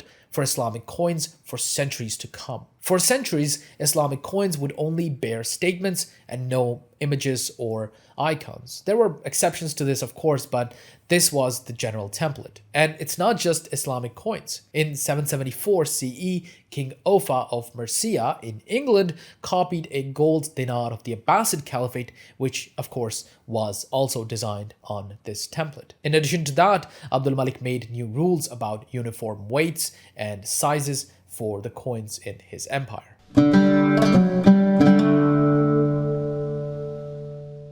In order to command his empire, Abdul Malik aimed to lift himself up as the best of all Muslim Arabs, as the Imam, like I mentioned before. The term Imam means leader or guide, and in a religious context here, it means the guide of the Muslim community. Ergo, the person who has the authority to change or at least reinterpret Islamic theology. Prophet Muhammad was of course the original Imam, but after him, the Rashidun caliphs didn't try to do much in terms of defining Islamic theology, except for example the second Caliph Umar did intervene on matters, but it seems clear that he was not any kind of singular authority on the matter and he was challenged. A council of senior companions of the Prophet was in charge of religious matters. Under Muawiyah too, it had been the same. However, Abdul Malik was different. In his youth, in Medina, he had studied Islamic law under some major companions as well as other scholars. He was even called a jurist of Medina by later scholars, but they seem to be exaggerating. Nevertheless, he seems to have been proficient in Islamic law, and as a result, he wanted more and more influence in these matters. According to Al-Balathuri, Abdul Malik made many legal decisions that influenced Islam at the time, such as extending the time of praying for each prayer. For those who don't know, Muslims perform ritualistic prayer 5 times a day called Salah. The time to perform one begins with the call to prayer or adhan. Then you have a certain amount of time to perform it before the next one starts. Abdul Malik extended this time. I don't really know how effective it was, but it certainly shows that Abdul Malik was trying to paint himself as an authority on religious matters if he was willing to intervene on something as fundamental to Islam as the Salah. This began quite early on, according to some reports, even during the Second Civil War,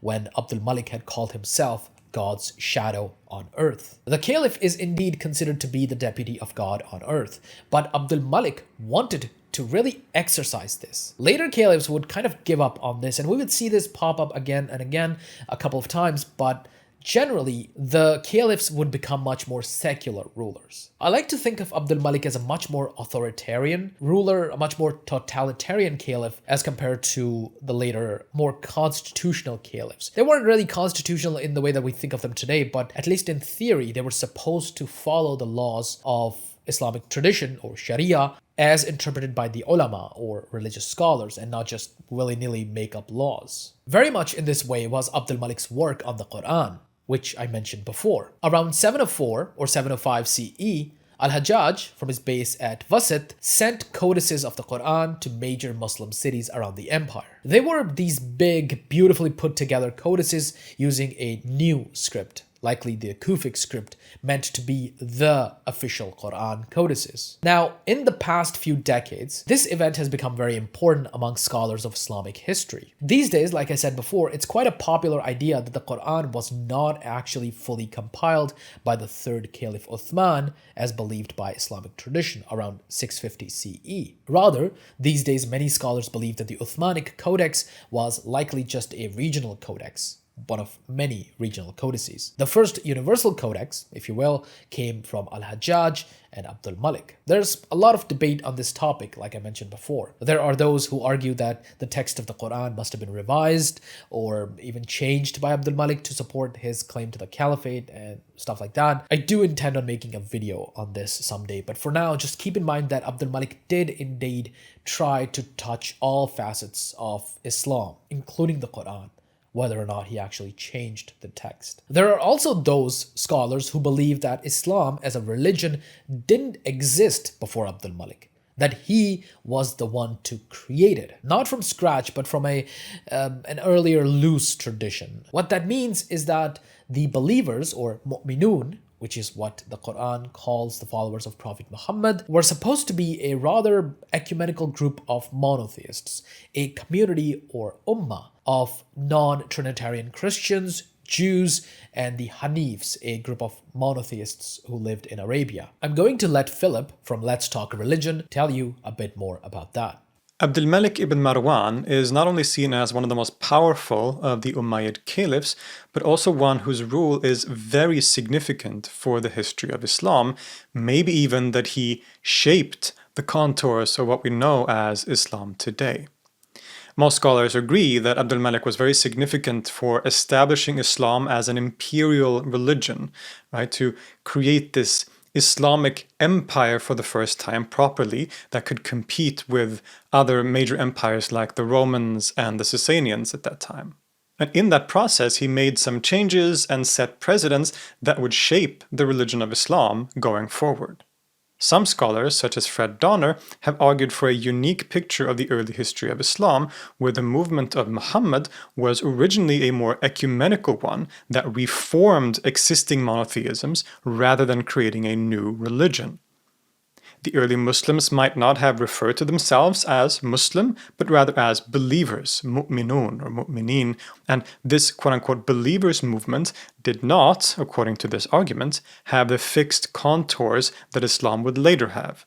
And Donner argues that Abdul Malik is largely responsible for this development, or at the very least that it was very significant for this development. Whether one accepts this particular theory or not, of course not everyone does, but still there's no denying that Abdul Malik is very significant for shaping Islam on a larger scale, right? He very much, in the context where he lived and ruled, which was right after the very chaotic period of the first two fitnas, the first two civil wars within the Islamic community, what Abdul Malik seems to be doing, what he aims to do, is to create unity within the community, to create more unity in the Muslim community, and thereby also creating more unity in the religion of Islam, so to say. And he does this in many different ways. He makes Arabic the official language of the empire, which it wasn't previously. So everyone has to write official documents and speak in official context in Arabic. He reformed the coinage to express more clearly Islamic themes. So for example, it is here that we see the appearance of the full Shahada, there is no God but God, and Muhammad is the messenger of God, appear prominently for the first time in history is during his rule, which might indicate a more heavy emphasis on Muhammad, the Prophet Muhammad, as a figure of distinction from other religions. This is one argument. Taxation was also changed in a way that seemed to clearly delineate Muslims from non-Muslims and also emphasize the supremacy of the Quranic and Muhammadan revelation and law in a way that it wasn't before to the same degree. He could do all this as caliph because the role of the caliph at this time was a lot more religiously based, according to most evidence. He wasn't just a secular leader and a religious symbol like later caliphs would be, but he was actually the final arbiter and authority on religious matters. We know, for example, that certain doctrinal and practical aspects of the religion, such as details about the Hajj rituals, were legitimized and argued for by referring to the practice and opinion of the caliph. And much of this culminates in the amazing Dome of the Rock, a building that might have been built as an alternative pilgrimage route when Ibn al-Zubayr ruled Mecca and Medina, and in which Abdul Malik clearly establishes the supremacy of the Islamic religion, containing some of the earliest examples of the Quran, the full Shahada, and clear polemics against Christians. In other words, whatever was the case before him, the state of Islam before him, so to say, Abdul Malik certainly was very important for establishing Islam as an imperial and a public religion, and by doing so also very clearly distinguishing it, firmly setting the borders of Islam and distinguishing it much more clearly from other religions like Christianity and Judaism, something that would shape the religion for the rest of history. Back to you, Syawish. Thank you, Filip. Over on his channel, Let's Talk Religion, Filip has made a video discussing to what extent Abdul Malik actually shaped Islam, and he even discusses some of the more radical ideas in the field. So do check it out after this one.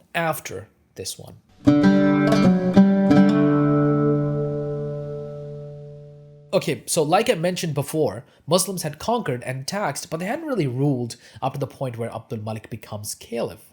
The most guilty in this matter was Muawiyah, Abdul Malik's fellow Umayyad. Muawiyah had done his best to appease the Christians. He lived in Damascus for around 20 years, well versed in the Syrian Christian culture that was found there. After all, he married one of them before he became caliph in 661. Because of the fact that his primary supporters were Greekified Christians, Muawiyah didn't do anything to upset them when he became caliph. Abdul Malik, on the other hand, was not like that. Abdul Malik had lived in Medina, colored in Arab culture and traditions, up till the day he left with his father when the Second Civil War started. He wasn't comfortable with Greek. He wanted his people, Arab Muslims, to be his main supporter base, sidelining all other cultures in the process. For this purpose, Abdul Malik even sidelined Muawiyah to some extent. Muawiyah was seen as a man who was too close to the Christians, so Abdul Malik often tied himself to the legacy of Uthman, the third caliph, who had ruled from Medina, who was also an Umayyad, rather than to the legacy of Muawiyah, who had ruled from Damascus. As I mentioned, he tried to elevate Arabs to a higher status than everyone else, including non-Arab Muslims. During this time, we also see poetry that glorifies all Arabs from all parts of Arabia. He tried to mend the divisions that existed between, for example, the northern and southern Arabs. Poetry is very important in Arab culture, and so it was the perfect tool for spreading the message that whatever tribe of the Arabs you came from, the caliph held you in high regards. Sadly, despite this, like I mentioned before, the southern Arabs weren't very happy with Abdul Malik. Then, of course, in the year 700 came the most fateful decision of Abdul Malik, changing the language of administration from Greek or Persian to Arabic. According to the great 14th century historian Ibn Khaldun, it was at this time that the Arab people turned from the low standard of desert life to the splendor of sedentary culture, and from the simplicity of illiteracy to the sophistication of literacy. Almost overnight, thousands of scribes of Greek and Pahlavi Persian were out of a job. Not only were they out of a job, but their cultures were also being pushed out quite aggressively. Imagine any country that changes its script almost overnight. Arabic until then was written in these angular scripts such as Kufic, but now a need arose for a more cursive script that could be written down quickly. In addition to that, diacritical marks were also introduced to Arabic to make it easier for non-Arabic speakers to read it. For those who don't know, the Arabic script doesn't really have many vowels, or at least short vowels, and markers have to be used to show short vowels, which aren't typically used because native Arabic speakers usually know the word, but if you're not a native speaker, you do need those markers in order to know what kind of vowel goes here, which is why my name is Syawish and not Syawish, which is what it should be according to the language that it comes from, but my family didn't know that. The Arabic script and its children's scripts like Farsi and Urdu have this problem. Somebody needs to resolve them. These languages are too, first of all, bloated, and secondly, they're kind of difficult to read. So we need to do something about this. But they're also very beautiful. The calligraphy, I do calligraphy, it's very beautiful. No need to change that. We just need to do something about that whole problem with the reading part. Anyhow, moving on. In his book, Arabs, A 3,000-Year History of the Peoples, Tribes, and Empires, Tim McIntosh Smith writes, Abdul Malik's Arabicization of bureaucracy and coinage was as important to the founding of a durable Arab culture as the Quran had been. It was the second chapter of a written revolution. The Quran had been the first chapter.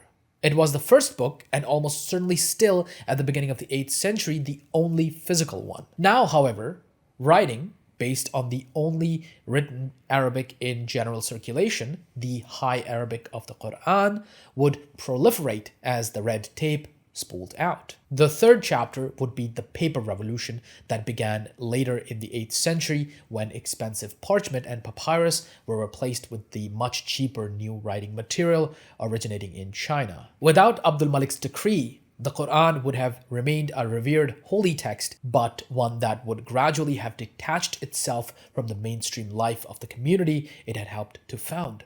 The high Quranic and poetic version of the language would, like Latin, have suffered a long, inevitable decline, ultimately to become, if not exactly a dead language, then a beautiful zombie, dedicated, like Sanskrit, to the service of a priestly caste. Indeed, without that sudden and intense Arabicization, today's Arab world, really the Arabic world, a world defined by words, might not have come about. Empires that insist on administration in the languages of the imperial masters can be immensely long-lived, like that of the Chinese, or can have a healthy afterlife, like that of the British. Empires that make do with the languages of the subject people have a tendency, like that of the Mongols, to break up and melt away. Now, I don't really agree with him that without Abdul Malik, Arabic would have become a religious zombie language like Latin or Sanskrit, but still, the importance of Abdul Malik's Arabization is difficult to exaggerate. For example, I was born just beyond the edge of Abdul Malik's empire in Pakistan, and yet I grew up reading and writing in a modified version of the very same Arabic script that he implemented. In addition to Urdu, Farsi also uses the Arabic script. From the border of Bangladesh to the Atlantic Ocean, the Arabic script reigns supreme. More than half of that area also speaks Arabic. This was also a risky move because it could have resulted in Persians and Greeks and Copts and everyone else revolting against the Caliph and airing their grievances through war. Language is a very important thing to people, and trying to impose it on someone is quite difficult. However, that didn't happen. And instead, it ended up paying off quite well. It became a language of exchange between all the various peoples in Islam's domain. Since the Arab caliphs loved Arabic poetry, they patronized poets of Arabic, even the ones that weren't Arabs. There's a story of a man who was from northern Iran in the court of Abdul Malik's son Hisham, who was, of course, non-Arab, but also known as the living encyclopedia of Arabic poetry, to the extent that the caliph would often ask him about poets of Arabic from before Islam's time. So in that way, many non-Arabs became engaged in the poetic culture of the Arabs. These non-Arabs were now actively changing Arabic as well. It's actually a fascinating process itself. We have Arab poets complaining about these non-Arabs' bad grammar and vocabulary, etc. It's actually quite interesting.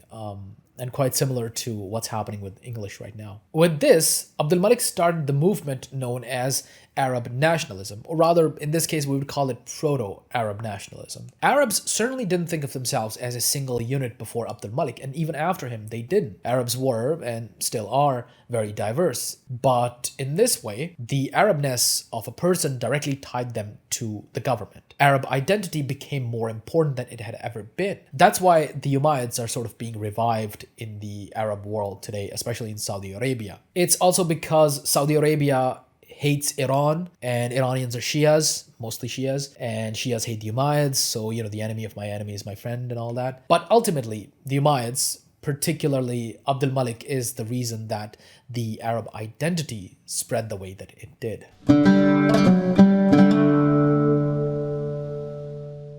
On the 9th of October, 705 CE, after 13 influential years on the seat of the Caliph, Abdul Malik ibn Marwan passed away in Damascus. His final years were peaceful, with most of his enemies and threats to the Caliphate stamped out. He was succeeded by his son Al-Walid. His legacy includes a lot of things that were seen for centuries after his death, and some even today. The spread of the Arabic language, Arabic titles, the Dome of the Rock, his style of government, his coin design, and maybe his work on the Quran and Islam itself. All of that can still be seen today to some extent. I often joke that there's a world out there somewhere where Arabic is indeed a language of the religious class, and it still uses its beautiful angular scripts, while everyday Islam might be practiced in Greek, probably. But thanks to Abdul Malik, that world is not this one. However, this Arab-first approach of the Umayyads would not be sustainable. It promoted Arab culture quite aggressively, and it surely succeeded in that, but it also doomed the Umayyads, who were now seen as Arab supremacists, in a world where Arab Muslims were an increasingly smaller percentage of the Muslim population. As non-Arabs converted to Islam, they began to resent the Umayyads, and, well, it culminated in their downfall.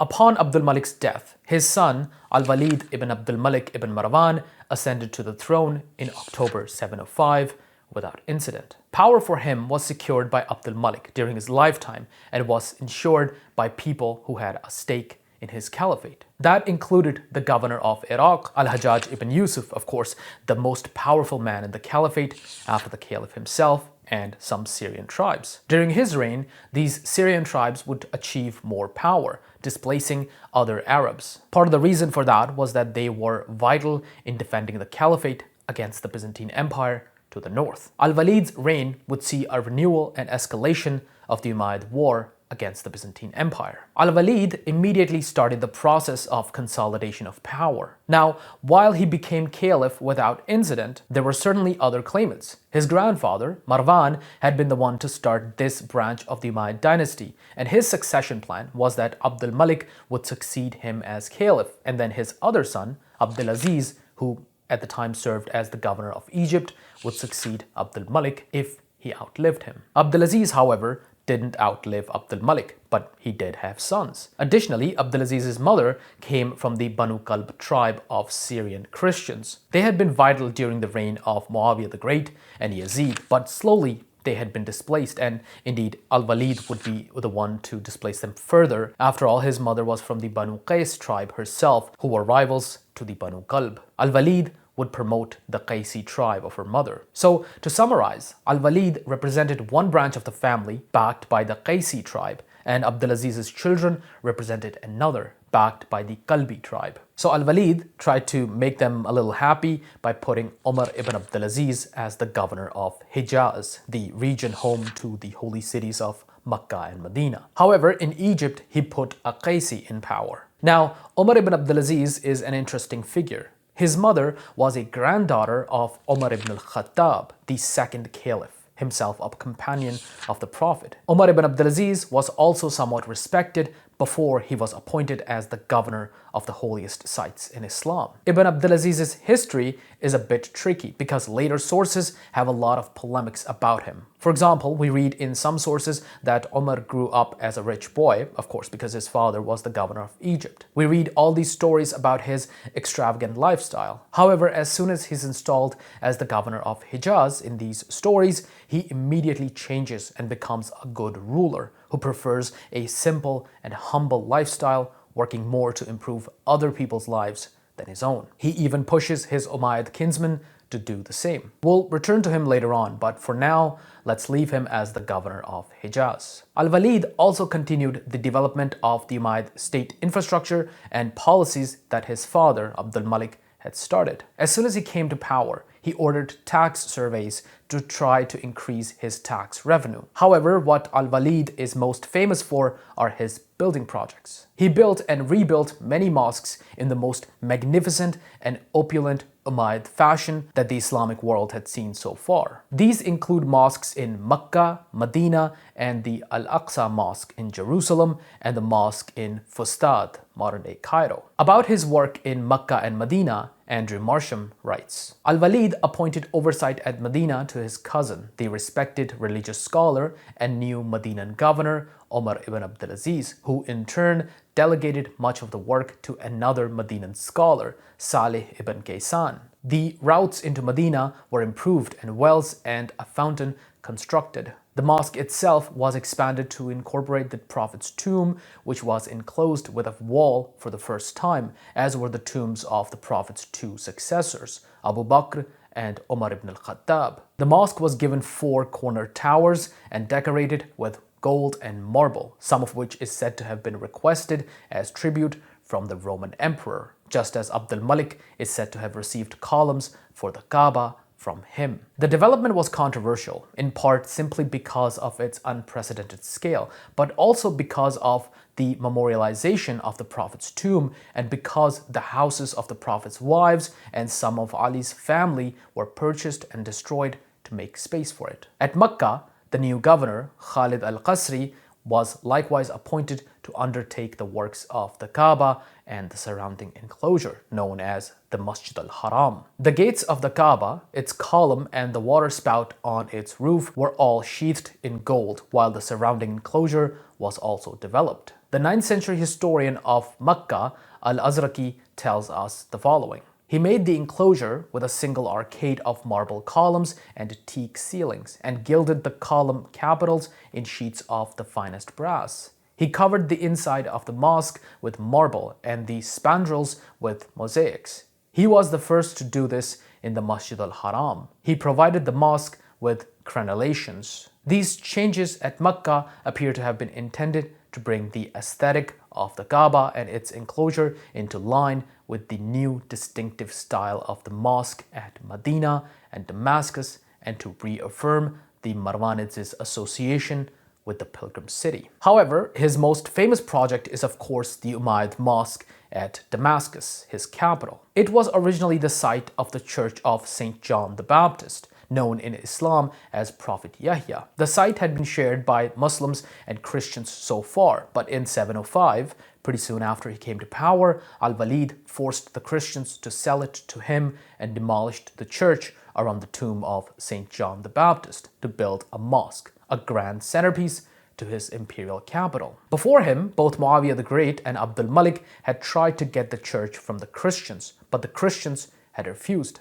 However, this time, they weren't given a choice. This really shows how the Umayyad Caliphate was moving away from working with and even relying on Christians to outright treating them as second-class citizens. Actually, maybe even third-class citizens. Second-class citizens were non-Arab Muslims. At the time of the mosque's construction, various court poets wrote poetry about it and about Al-Walid's reign in general. From these, we get the idea that Al-Walid saw the destruction of the church in a wider context of his war against the Byzantine Empire. By destroying it, he was pointing to a direct failure of the Byzantine emperor and his dominance over him. Again, this is in contrast to Muawiyah the Great, who actively appeased the Christians, and even Abdul Malik, who saw himself as the new protector of the Christians. Al-Walid, however, saw himself as the overlord of the Christians. Poetry written during his period also clearly shows him as being dominant to the Christians. Some even taunt the, quote, slit-nosed emperor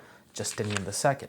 In further humiliation to the emperor, Al-Walid threatened the church of Gethsemane, one of the holiest sites for the Christians, unless he sent materials, money, and craftsmen to support some of his building projects, including the Mosque of the Prophet in Medina. We get from various sources that Byzantine craftsmen worked on the Mosque of the Prophet for sure. In some ways, the Umayyad Mosque of Damascus was supposed to be like the Muslim Hagia Sophia, in the way that the Hagia Sophia was an imperial church that dominated the skyline of the great capital of the Byzantine emperor. So too was the Umayyad Mosque, an imperial mosque, to dominate the skyline of the great capital of the Umayyads. However, despite building this sort of Islamic Hagia Sophia, the Umayyads had their eyes on the actual Hagia Sophia.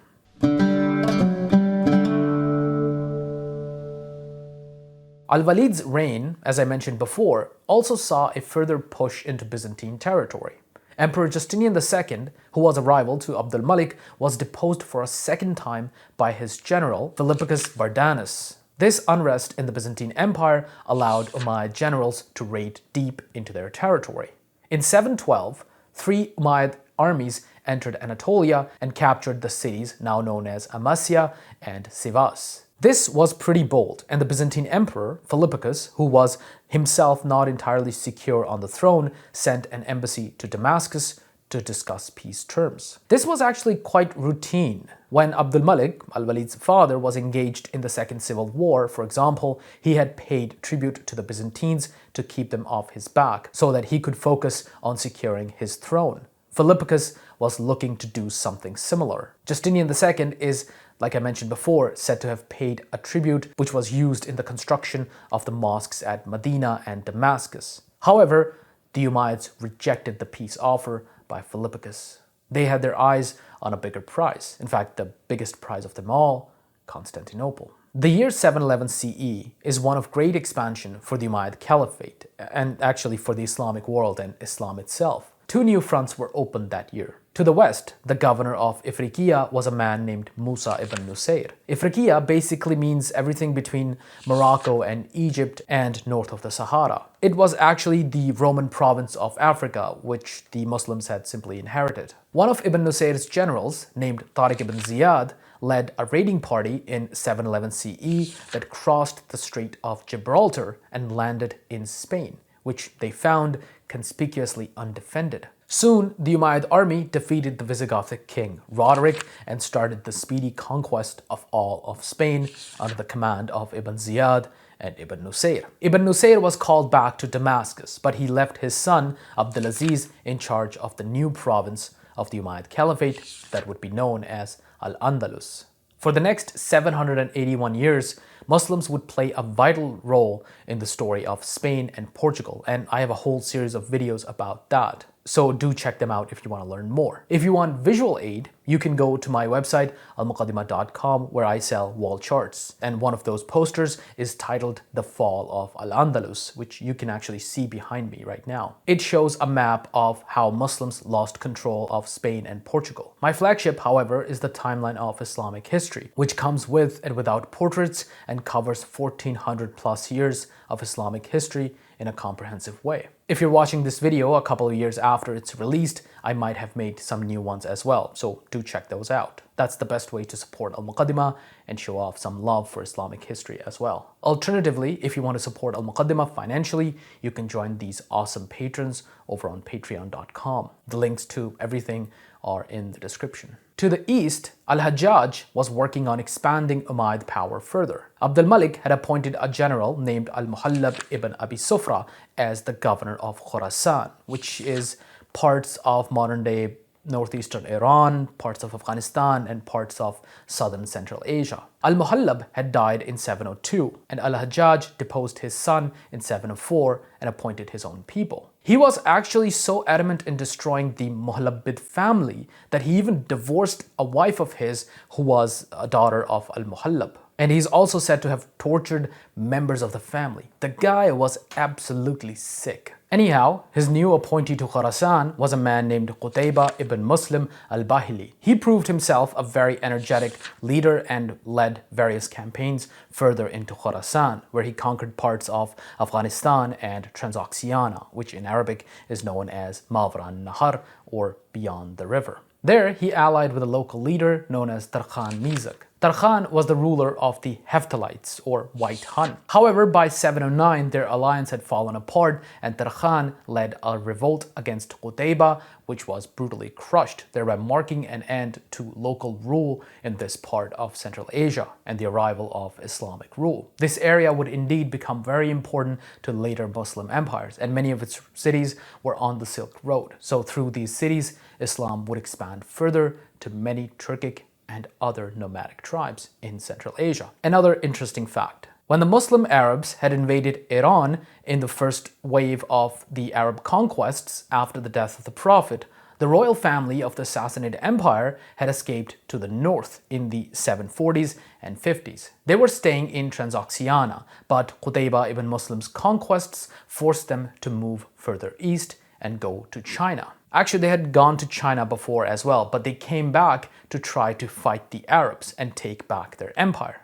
At one point, they even managed to get the Chinese Tang dynasty to bring an army to Central Asia to restore them to the Persian throne, but they failed. So the Sassanids returned to China. The reason that it's interesting is that this is very similar to the current pretender to the Iranian throne, who is pathetically doing kind of the same thing by ass-kissing the United States and Israel. He should really study history a little bit. Anyhow, Qutayba's conquests are said to have gone as far as Kashgar in what is today Xinjiang in modern-day China. However, these claims are disputed. Nevertheless, Qutayba made real gains in Khorasan and Transoxiana, which put these regions in the Islamic orbit rather than the Chinese orbit. In 711 CE, Al-Hajjaj ibn Yusuf sent a kinsman of his, a young man of around 19 years of age named Muhammad ibn al-Qasim, at the head of an army to take control of the lower Indus Valley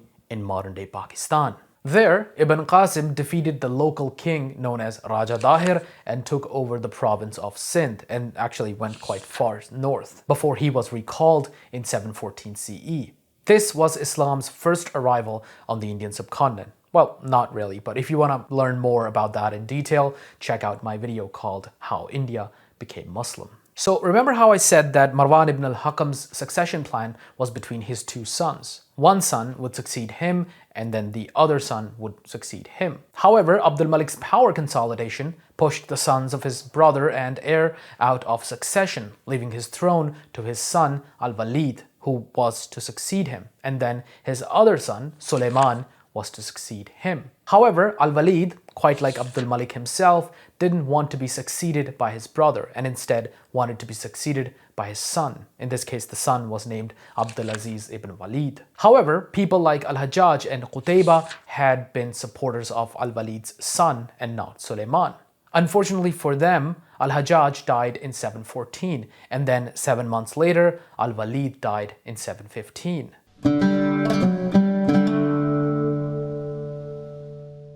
Suleiman was able to secure power in Damascus. Suleiman understandably hated everyone whom Al-Hajjaj liked, so he is said to have imprisoned Muhammad ibn al-Qasim, where he died in 715.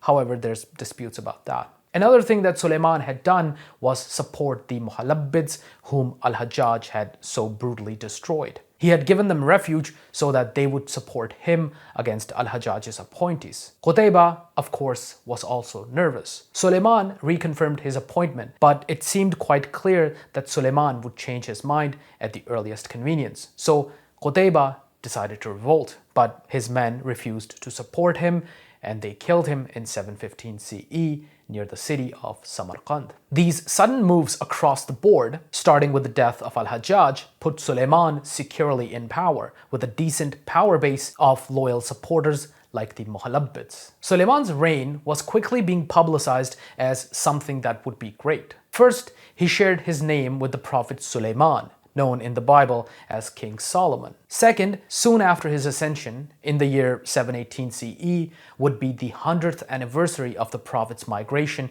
from Mecca to Medina, and therefore of the establishment of the first Islamic state. Apocalyptic poetry was written about this event. In addition to that, Al-Walid had been preparing for a great attack against the Byzantine capital of Constantinople, which Suleiman was now preparing to launch. Within a few months of his ascension in 715, Suleiman's fleet captured a town in the Mediterranean near Rhodes to use as a base for further attacks. The next year, in 716, two Muslim armies arrived in western Anatolia, capturing the cities of Sardis and Pergamon and arriving on the Asian side of the Bosphorus Strait. As luck would have it, in March 717, there was a coup in the Byzantine Empire that installed Leo III as emperor.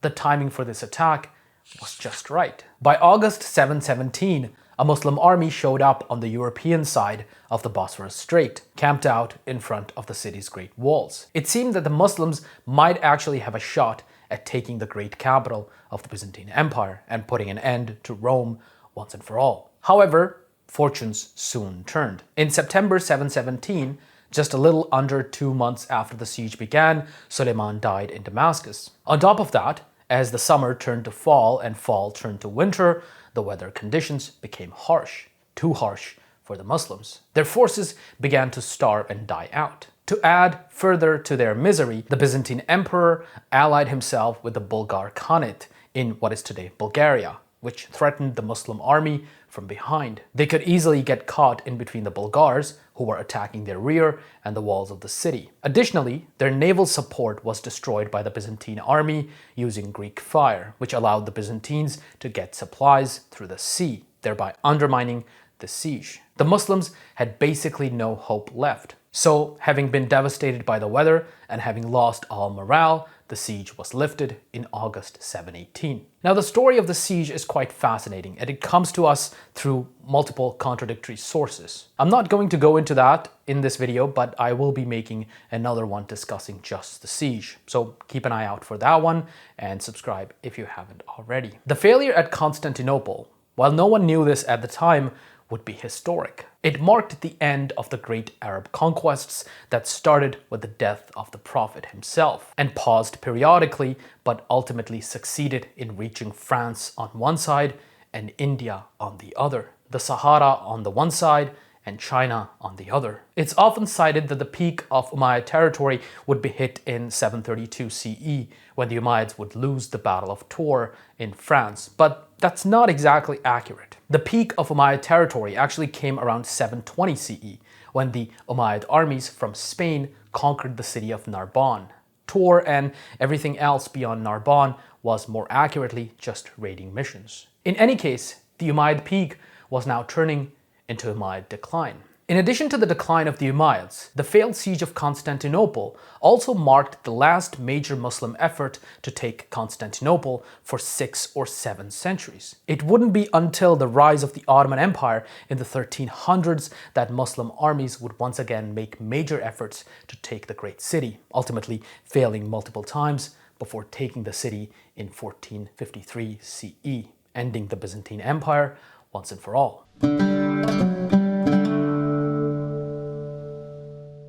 Suleiman, before his death, appointed his cousin Umar, son of Abdulaziz ibn Marwan, to be his successor. Like the Umayyads before him, he chose a successor and a successor's successor.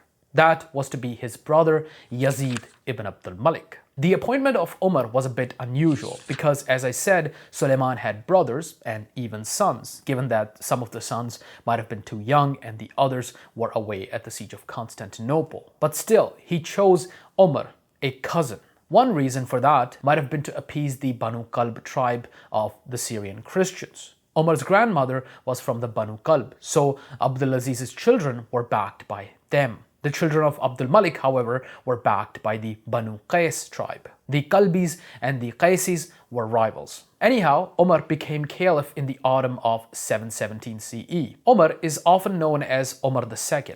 Now, the Umayyads didn't have another ruler named Umar, but the Rashidun did. The Rashidun caliphs were caliphs before the Umayyads, as you might know, and all four of them were companions of the Prophet, and they are highly regarded by Muslims, at least the Sunni ones, as great and pious caliphs. The second Rashidun caliph was Umar ibn al-Khattab. He is Umar the First. Umar ibn Abdulaziz is known as Umar II because he's often considered to fit more within the Rashidun legacy as a pious caliph rather than the Umayyad legacy, because the Umayyads are seen as debaucherous and tyrannical rulers. Additionally, Umar II was a descendant of Umar I.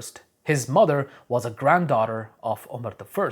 Now, it's certainly true that Umar II stands out among Umayyad caliphs. He was a respected scholar and served as the governor of Medina. So even if his reputation is exaggerated by later polemics, there is a kernel of truth to it. It seems quite clear that Umar was more pious than most other Umayyad caliphs. For example, he seems to have put a premium on the Islamization of the empire. The differentiation between Muslims and non-Muslims seems to have become more clear during his short reign, and he rewarded people who converted to Islam. An example of this is that the former prince of Sindh, which had been conquered during the reign of Al-Walid, converted to Islam and was given half of his father's kingdom back, although it was later taken from him by another vassal and Umar II refused to do anything about it. Another important thing that Umar allegedly did was stop the cursing of Ali ibn Abi Talib in Friday prayer sermons. Ali was a rival to the Umayyads as far back as 656 CE, and during the First Civil War, Muawiyah started the cursing of Ali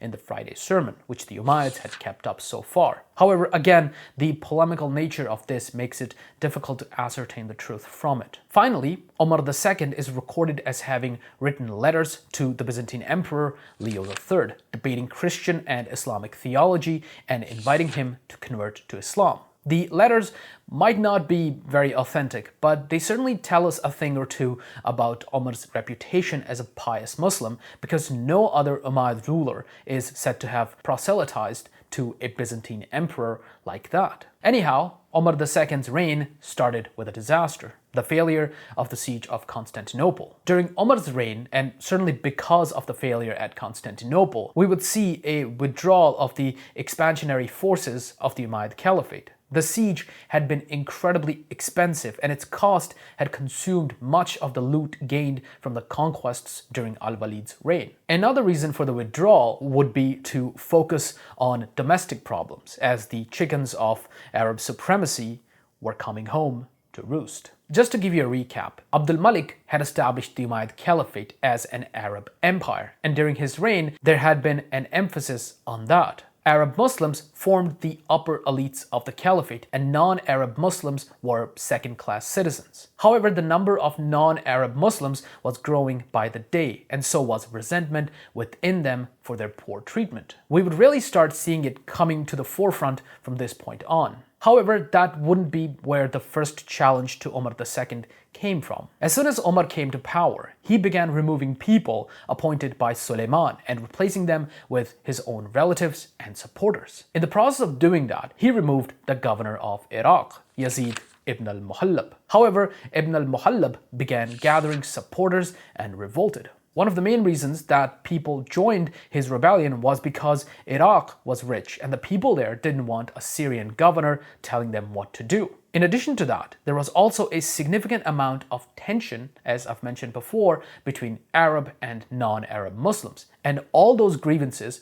began to be aired during this revolt. The Arabs themselves were divided as well. For example, the northern and the southern Arabs didn't get along, and they supported their own people against each other. Umar II, however, died before he could end this revolt. He fell ill quite suddenly and passed away in February 720 CE. Some sources claim that he was poisoned by his own Umayyad kinsman. By Umar's reign, there had been another problem that was becoming too prominent. That was the problem of the Mawali.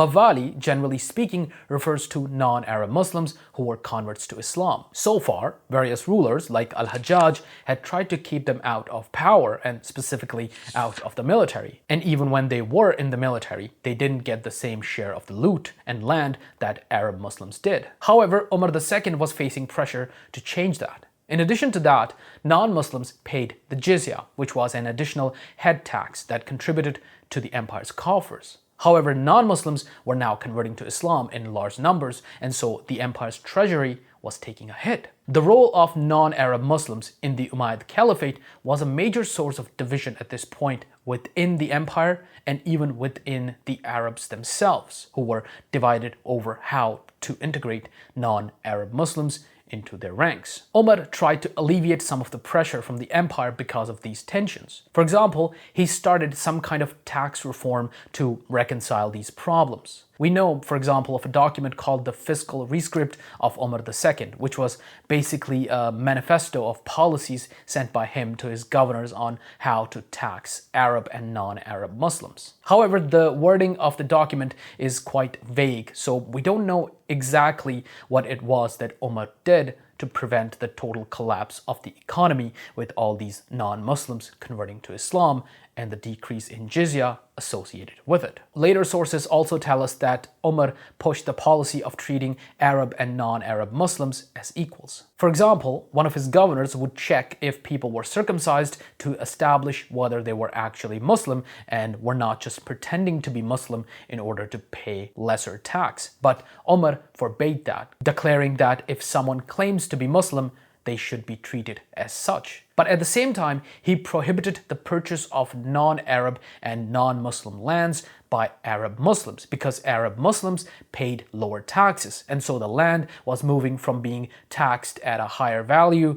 to being taxed at a lower value, and that caused a decline in tax revenue. So we have all these contradictory stories about what Umar II actually achieved, but it seems very clear that first there was significant tension between Arab Muslims, non-Arab Muslims, and non-Muslims, but also that Umar wanted to resolve these problems, but ultimately he failed. And even if he didn't fail, his policies were quickly repealed by the next caliph. Umar was succeeded by his cousin, another son of Abdul Malik, Yazid II.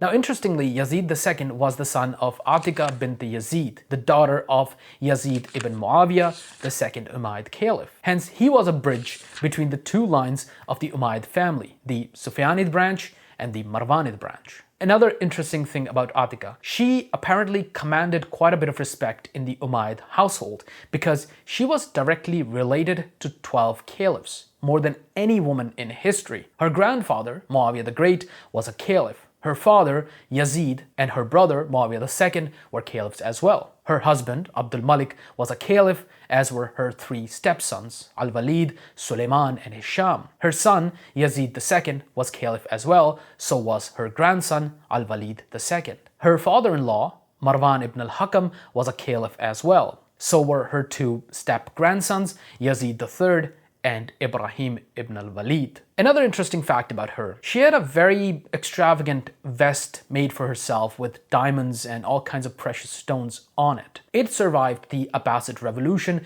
and was worn by Queen Zubaydah of the Abbasid Caliphate, who was the wife of Harun al-Rashid. Anyhow, Yazid II's first challenge was having to deal with the Muhallabid revolt. He sent a large army, pulling resources from elsewhere to Iraq under his Umayyad relatives. They brutally crushed the Muhallabid revolt and pushed them further and further to the east. Ibn al-Muhallab himself was killed and his brothers ended up being pushed into Sindh in modern-day Pakistan, where they'd show up again. Yazid II established once again a Syrian army in the city of Wasit to keep Iraq in check, much to the chagrin of the Iraqis. It's also around this time that a Syrian army was dispatched to the region of Khorasan. Khorasan was quite far from Damascus and was hence difficult to control, and in order to keep it in line, Yazid moved a large number of Syrian troops there. By 750, it was said to be the most Arab part of the Islamic world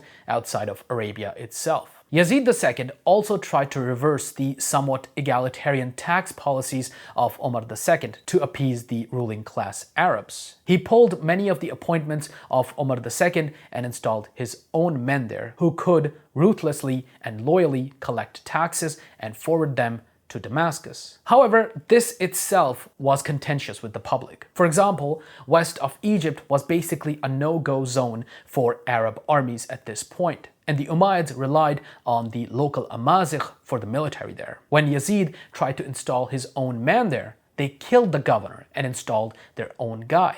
That's how powerful the Amazigh were. They would also bite the Umayyads in the back in a short while. The point here is that pretty much everyone hated the Umayyads. Their fiscal system was not working. Their military system wasn't working. Their bureaucracy was not only corrupt, but also alienated everyone but the Arabs that were part of the ruling class. That wasn't even all Arabs. That was a small portion of the Arabs. One final thing about Yazid II. He issued an edict to destroy the icons in Christian churches throughout the Umayyad Caliphate. This was of course quite unpopular, and it comes to us from both Muslim and Christian sources. The Christians were understandably quite upset. However, his contemporary, Leo III in the Byzantine Empire, then issued a similar edict for his empire, starting the iconoclast movement there. Anyhow, Yazid II died in January 724 CE and was succeeded by his brother Hisham ibn Abd al-Malik. The 7 years of chaos that had started after the death of Suleiman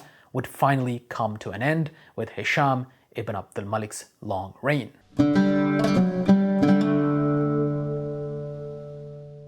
Hisham ibn Abd al-Malik, to his credit, brought back some of the things that the Umayyads had relied on for legitimacy. For example, like Abd al-Malik, he led the pilgrimage to Mecca, the Hajj, in person, which hadn't been done in almost a decade. He also resumed the annual raiding missions into Byzantine Anatolia. Like his predecessors, he also focused on bringing Iraq and Egypt, two of the richest provinces of the Caliphate, under his command by moving governors around to try to get more taxes from them. The first decade and a half of Hisham's rule was fairly peaceful. He was a serious and hard-working caliph, and his long reign stabilized some of the major problems. The new conquests of Sindh in Pakistan, Spain, and Central Asia needed to be consolidated, and Hisham did a decent job at doing that. However, things started to get really bad around 740 CE.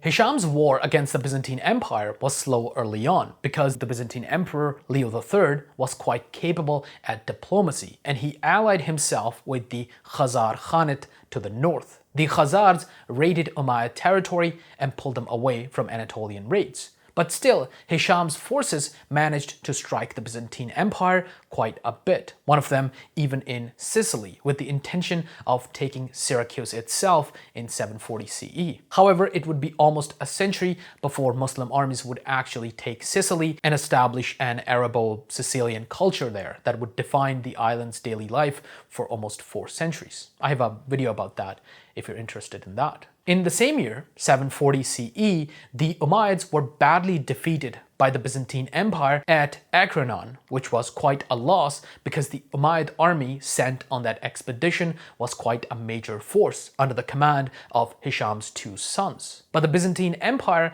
failed to capitalize on this victory because the emperor, Leo III, died the next year, 741, leading to a succession crisis. The Umayyads also failed to capitalize on this succession crisis because the Amazigh forces in North Africa were revolting. In 740, the same year, there was a revolt at Tangier in Morocco, where the Amazighs killed the Umayyad governor. The Amazighs were getting tribute demands from the Umayyads and felt that they were being treated unfairly, despite being Muslim. Hisham sent an army from Al-Andalus, Muslim Spain, to crush the revolt, but the army was defeated. Another army coming from Tunisia was defeated as well. This revolt was the reason that the invasion of Sicily was called off. The Amazigh revolt was not only winning, but was also expanding. So Hisham sent a force to defend the city of Qayrawan to make sure the Amazighs don't expand their independent emirate further. The Amazigh then pushed the Syrian troops out of Morocco,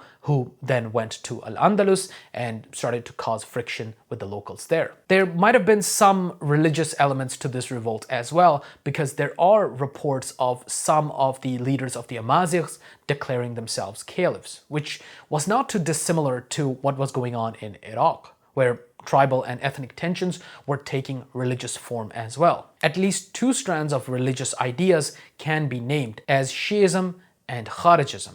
At this time, we also start seeing the ideas of the Abbasid revolution start up. For example, there were people who were now wondering if the Umayyads should be replaced by someone else, namely the descendants of Ali ibn Abi Talib, the cousin and son-in-law of the Prophet and father to his two grandsons. This idea would then take root and become a full-fledged revolution. In 740, once again, there was another revolt. This time it was a Shia revolt by a man named Zayd ibn Ali, who was a great-grandson of the Prophet. Zayd had been collecting supporters for a while in southern Iraq and finally declared his revolt in January 740. However, over time, as things got tougher, his supporters abandoned him and he was finally defeated with only a few hundred men still by his side and killed in 743 CE. This revolt led to the formation of the Zaydi Shias, who are named after Zayd himself. While the Umayyads won militarily, it was a big moral loss for them, as this revolt aired the fires of many revolts that were brewing throughout the empire. It also played a role in solidifying the idea that the Umayyads should be replaced by descendants of the Prophet. The amount of revolts and general unrest that was starting up at this time can fill up a book, and actually they have this one. But in this video, let's just say that the Umayyads were facing a ton of problems at home from pretty much everyone. On top of that, Caliph Hisham ibn Abdul Malik ibn Marwan passed away after 19 years as caliph in 743 CE at the age of 52. He was succeeded by the son of Yazid II, Al-Walid II. One thing I'd like to add is that Hisham's reign saw the peak of Umayyad art. He was a great patron of artists and he built many buildings, some of which survive to this day. One of those is Qasr Hisham, or Hisham's palace, in the city of Jericho in Palestine. It's famous for its mosaics, which bear a very clear Byzantine heritage. We also have a statue of a male figure who is often assumed to be Hisham himself. Now, Hisham's legacy as a caliph is quite an interesting one. Some scholars compare him to the likes of Muawiyah the Great and Abdul Malik, in that he was an active and capable caliph, but ultimately the problems of the Umayyad Caliphate were too many, and they needed someone capable who could maintain power and unite the dynasty after Hisham. However, sadly for the Umayyads, that wouldn't be the case. With Hisham's death, the Umayyad Caliphate itself died in some ways. Never again would an Umayyad Caliph enjoy either the amount of power that Hisham had or the long reign that the Caliphate needed, at least not in Damascus.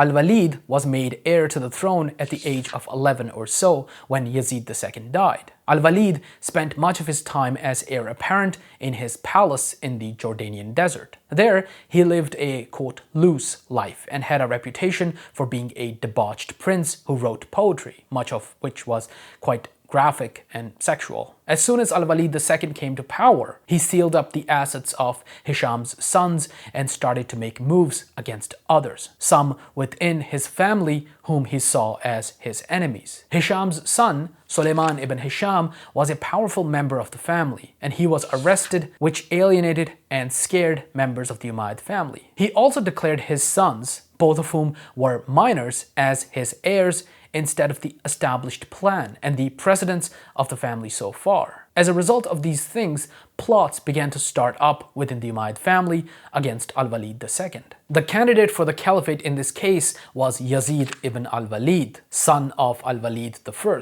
In April 744, he took over the city of Damascus without much resistance because Al-Walid II was away at his palace, where he spent much of his time. In Damascus, Yazid III was proclaimed caliph and his supporters began to grow. In the same month, he gathered his supporters and sent them to meet meet Al-Walid II in battle, where Al-Walid's small army was defeated and Al-Walid II was killed and his head was sent to Yazid III. Before we move on to Yazid III, however, Al-Walid II is known for his famous palace known as Qasr al-Mushta, or the Mushta Palace. It's in Jordan, not that far from Amman. It's famous because the facade of the palace is now sitting in the Pergamon Museum in Berlin. It's quite beautiful, and it's so weird to see something this big that's been transported brick by brick to Berlin. That palace was likely built by him as caliph, but his other palace, Qusair Amra, was built by him while he was still crown prince. Qusair Amra is considered one of the most important pieces of Umayyad architecture behind the Umayyad Mosque and the Dome of the Rock. My favorite thing about that palace, which unfortunately I've never visited in person, is the fresco of the 6 kings. This is a reproduction of the fresco, and it shows 6 figures. 4 of them are labeled as Qaisar, king of the Romans, Ludrik, Roderick, king of the Visigoths, Qisra, Khosrow, king of the Persians, and Al-Najashi, Negus, king of Aksum. The other 2 figures are unknown, but they may be some Turkic and Indian rulers. Opposite of the fresco is a fresco of Al-Walid II himself on the throne. Basically, this is meant to show the 6 kings who bowed down before Al-Walid. With Al-Walid are 2 peacocks whose names are written in Greek. They are Charis, the goddess of grace, and Nike, the goddess of victory. Sadly, the fresco, already badly damaged, was further damaged when Czech Orientalist Eloa Musil tried to remove it in 1898.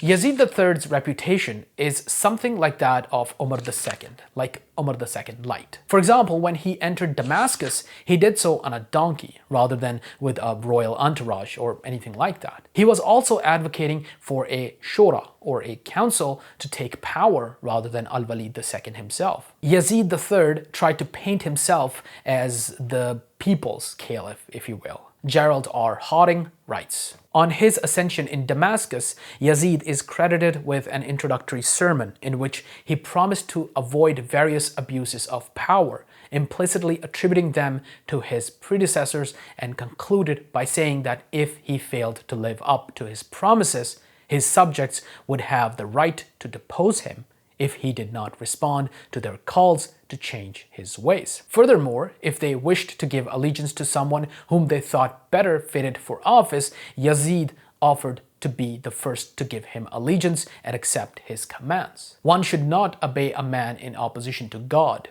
To God alone is complete obedience due. He promised to cut back in building and irrigation works, perhaps indicating public resentment at the growth of private estates such as those of Hisham, to spend the revenues raised from a territory only in that territory, perhaps a reaction to provincial resentment at the drain of resources to Syria. Not to keep the soldiers away for long periods in remote areas, something which seems to have triggered the earlier revolt of Ibn al-Ashad. Not to burden the payers of jizya so heavily that they were forced to abandon their lands and be unable to pass it on to their heirs. To give attention to the complaints of the weak against the strong, and to pay the stipends regularly and equally, giving those living near at hand, the Assyrians, no preference over those further away. So if this is true, then Yazid clearly understood that his dynasty had a reputation for being corrupt, and he wanted to at least change that perception. He also removed the oppressive governor of Iraq, a man named Yusuf ibn Umar al-Thaqfi, who was a nephew of the famous Al-Hajjaj ibn Yusuf and had caused a lot of problems in Iraq. He was replaced by the son of Umar II, Abdullah ibn Umar. Things were finally starting to look up for the Umayyad Caliphate. However, of course, that didn't happen. Yazid III died on the 4th of October, 744 CE, after only 6 months as caliph. Some sources mention that he had a brain tumor.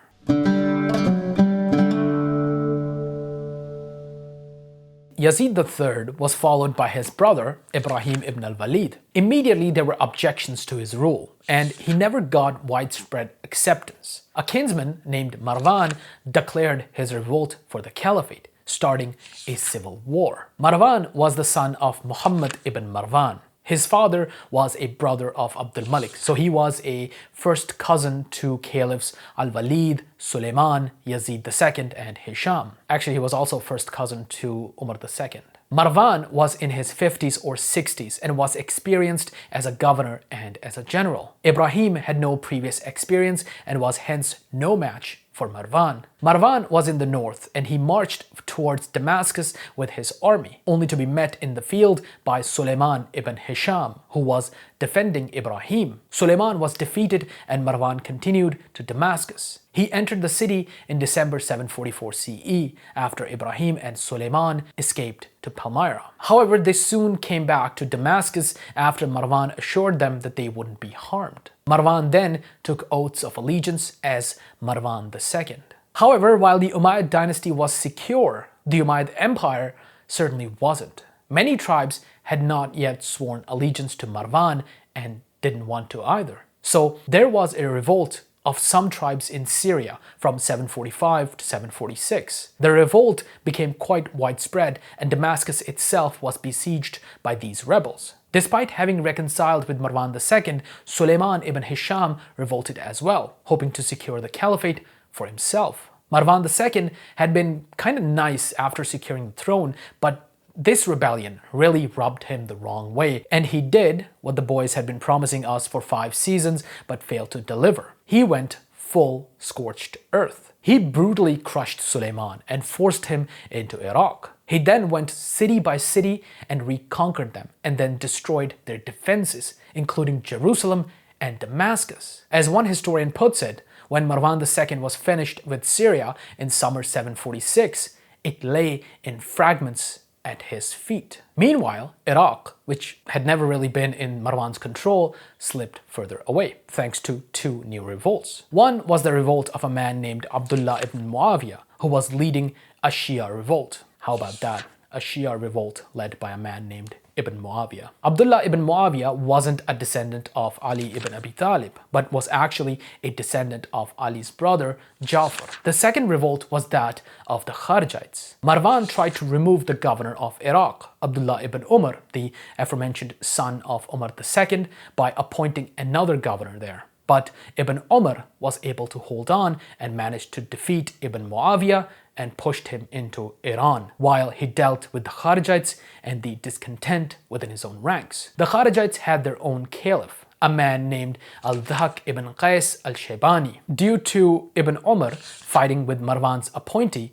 al-Shaybani managed to get the upper hand and defeat both of them and pushed Ibn Umar to the capital of Iraq, Wasit, where he was besieged. Ibn Umar had no choice but to surrender to al-Shaybani's Kharijite forces. He opened the gates and surrendered. This was a big victory for the Kharijites, who were now a proper state with a capital at Kufa in southern Iraq. Ibn Umar apparently also converted to Kharijism and joined al-Shaybani's ranks. However, to be fair, he didn't really have a choice, because Marwan II was certainly not coming to his help, so he could either join al-Shaybani or die. He chose to join al-Shaybani. This conversion is actually quite weird when you think about it. The entire point of the Kharijite revolt was that the Caliphate belonged to the man who was the most pious within the Muslim community as a whole, and not to any certain tribe or ethnic group. They were very openly against the Caliphate going to a Qurayshi Arab,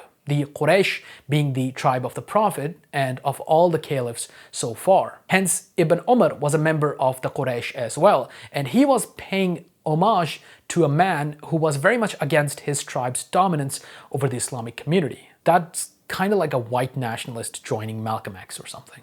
Anyhow, al-Shaybani then moved further north onto the city of Mosul. His numbers swelled up thanks to all the people who hated the Umayyads in Iraq. One of the people who joined him was another Umayyad, Suleiman ibn Hisham, who had been defeated and pushed into Iraq by Marwan. However, by then, Marwan was finally free from Syria and was ready to meet the Kharijites in battle, which he did in 746 CE. Al-Shaybani was defeated and killed, and Marwan moved south to end his state, which by now had a new caliph. By the end of 747 CE, Marwan II was able to secure Iraq and defeat the Kharijites there. Ibn Umar was taken prisoner. Suleiman ibn Hisham was pushed into India, where he was probably killed. Umayyad forces then moved into Iran, where they defeated Abdullah ibn Muawiyah's Shia revolt and pushed him into Central Asia, where he was killed by a man who would soon become the most powerful man in the Islamic world. A man who would soon become the kingmaker of the Islamic world. The man, the legend, Abu Muslim himself. This is like that scene in the third Thor movie where at the end you see the Asgardians in their ship and then you see Thanos' ship closing in on them. You know then what's about to happen. And in case you don't, just continue watching, we'll get there. But just know that we're in the endgame now. With Iraq and Syria secured, Marwan retired to his capital in Haran in modern-day southern Turkey in 747 CE. With that, the Third Civil War was over. Haran is outside of Syria, but it was home to some of the tribes that supported Marwan II's rise to power, so he had moved his capital there to be close to his supporters. However, during the war, the provinces of Syria and Iraq were badly damaged. Syria had been the backbone of the Umayyad Caliphate since the 640s when Muawiyah the Great first arrived there as governor for the Rashidun Caliphate. Now, however, Syria was ravaged. Many of its great cities reduced and undefended. However, despite all that, Marwan II felt that finally, after 3 years of warfare, there were no more open challenges to his rule. He could breathe easy and plan his next step. What he didn't know, actually he kind of knew, or at least had a general idea, was that there was a revolution coming from the east, beyond Iraq and Iran, from Khorasan. This revolution would be the culmination of everything the Umayyad Caliphate had done so far. All the small and big grievances that the Muslim and non-Muslim population under the Umayyads had were being aired and used to gather support to overthrow the Umayyad Caliphate once and for all. After over a dozen revolts against the Umayyad dynasty in just 50 years that failed, one was about to succeed.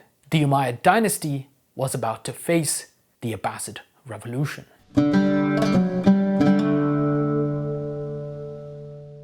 Now, why was Khorasan the birthplace of the Abbasid revolution? There are a number of reasons. There was a large population of Muslims there, of Arab and non-Arab descent. It was conquered from Iraq, so it was in a way inseminated by pretty much all the same ideas and problems that were prevalent in Iraq. One of these ideas was Shiism, the idea that a descendant of the Prophet's household should be the Caliph, not the Umayyads. Zayd ibn Ali's son had escaped there after his father's defeat and death. So had Abdullah ibn Muawiyah, even though he was killed there. This was because many there had Shia leanings. On top of that, the Muslim population there was being governed largely by non-Muslim officials who collected taxes and gave a fixed amount to the Muslim governor. Also, there were tensions between the culture of the Arabs and the Persian/Iranian cultures that existed there since before the rise of Islam. Much of the local nobility looked indistinguishable from the nobility of the pre-Islamic Sassanid dynasty. On top of that, to control this region,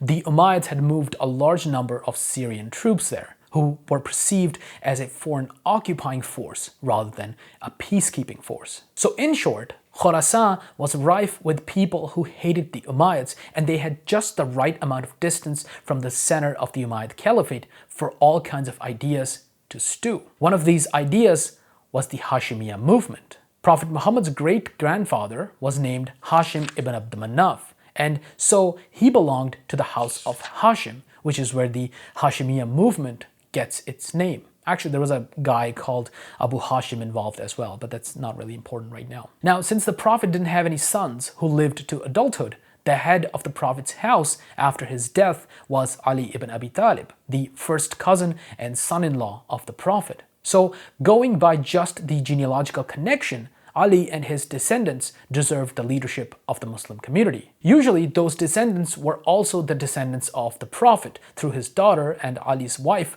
Fatima. However, there were some who didn't see this as a criterion, and any son of Ali would do. Ali had a son named Muhammad ibn al-Hanafiya who had supporters, and when he died, his supporters switched to his son Abu Hashim. Now, allegedly, when Abu Hashim died, around 717 CE, he declared his heir to be a man named Muhammad ibn Ali ibn Abdullah ibn Abbas ibn Abdul Muttalib ibn Hashim. His great-grandfather, Abbas ibn Abdul Muttalib, was an uncle to the Prophet, so Muhammad ibn Ali definitely belonged to the Hashemites, even if he wasn't a descendant of the Prophet. More accurately, he was a cousin to the Prophet. Technically, he was first cousin thrice removed, I think. I'm not sure, I'm bad at that kind of thing. By 747 CE, Muhammad had died, and his son Ibrahim was now the leader of the house of Abbas and the man who would be king. So during the chaos of the Third Civil War, the Hashemiyya movement's secret activities had gained a lot of supporters in Khorasan, especially among non-Arabs who were tired of the Umayyads. To be fair, many people thought they were supporting a descendant of the Prophet, but since they didn't know the name of the man who would be the leader of the movement, they were only told that the family of the Prophet would be taking over, and many assumed that it would be a descendant of Ali. No one thought it would be a descendant of the Prophet's uncle. In the summer of 747, as Marwan II was coming to Iraq, there was a commotion in Khorasan, in a small village, where, taking advantage of the instability of the civil war, a man named Abu Muslim rose up with a small band of followers. Quickly, his followers grew, and in early 748, he took over the city of Merv. Black banners rose up over the city. The Umayyads used white banners, so this was to show themselves as the exact opposite of the Umayyad Caliphate. One thing I'd like to add here is that we don't really know anything about Abu Muslim up to this point. We don't know if Abu Muslim was one man or multiple. The name just means father of a Muslim and was probably meant to hide his non-Arab background. Meanwhile, in Kufa, a man named Abu Salama raised the Abbasid banners and took over the city and invited Ibrahim to join him there and lead the revolution. At the same time, Abu Muslim dispatched an army from Khorasan to march to Kufa and take all the cities on the way. In June 748 CE, an army sent by the Caliph himself was defeated by this army in northern Iran. However, the propaganda had reached Marwan II, and he knew that Ibrahim ibn Muhammad was the face of this revolution, so he sent his men to arrest him and bring his family to Haran. Ibrahim was arrested and brought to the Caliph, where he was probably killed, but some members of his family managed to escape to Kufa. The new leader of the revolution, hence, was his brother, Abul Abbas. By the time they reached Kufa, so had the Khorasani army of Abu Muslim, and Abul Abbas was recognized by them in the Great Mosque of Kufa on November 28, 749 CE. With that, the Abbasid Caliphate was officially born. Now they had to make sure that they could survive against the Umayyads. Marwan II brought an army from Haran, which was supported by Syrian troops, and entered Iraq, where he met the army of the Abbasid Revolution on the Great Zab River on January 25, 750 CE. Marwan II was defeated. His army was broken. All he could do now was flee and hope to rally some supporters. He escaped all the way to Egypt before he was caught and killed in August 750 CE. Meanwhile, Damascus and Wasit surrendered, and just like that, the Umayyad Caliphate was gone. Various former governors, generals, and members of the Umayyad family continued to resist well into the 750s CE, but one by one, they were taken down. Members of the Umayyad family were hunted down and killed. The tombs of the Umayyad caliphs, with the exception of Umar II, were ravaged, with the tomb of Hisham ibn Abdul Malik being destroyed in a particularly brutal manner. However, the Umayyads were not yet gone. One of their princes, a grandson of Hisham, would escape and, with the help of his family members in North Africa, take over Muslim Spain and Portugal, where the Umayyad family would get a second wind. They would rule there, first as emirs and then as caliphs until 1031, when Caliph Hisham III was deposed and exiled as the last member of the Umayyad family to hold a title. Altogether, the Umayyad dynasty lasted from 661 CE to 1031 CE, around 370 years. Not bad for a dynasty, to be honest.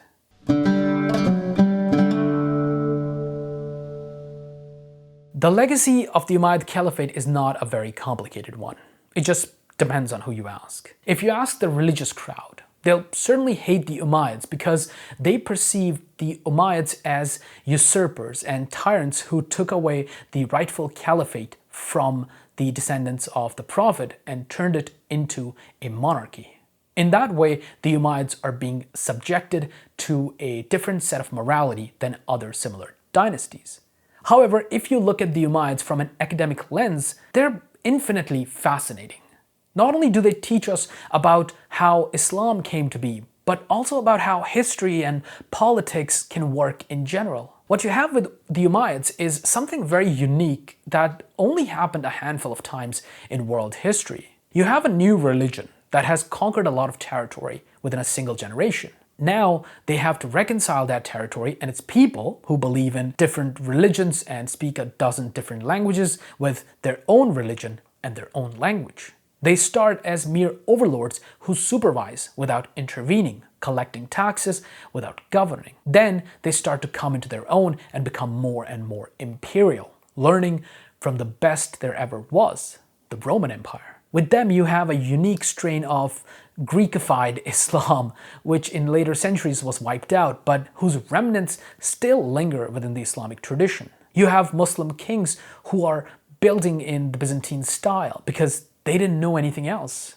They were competing with the Byzantine Empire, so they had to meet them on their level. It's similar to how the Mongols in China became more and more Chinese over the centuries. Except the Umayyads do something unique. They take a turn and start to implement their own language and culture and religion, moving away from the Byzantine Empire. And they succeed in that. That is incredibly rare for an empire to do. Within 50 years, non-Arab Muslims and even non-Arab non-Muslims were deeply integrated into Arab culture. They were naming themselves in Arab manner. They were learning the Arabic language and they were composing Arabic poetry. The Umayyads teach us how nomads can consolidate power, culture, and influence and create a lasting empire and culture that many nomads failed at. On top of all that, the Umayyads stood at a point where Islam was not yet fully crystallized, so the Umayyads actively shaped it by letting foreign influence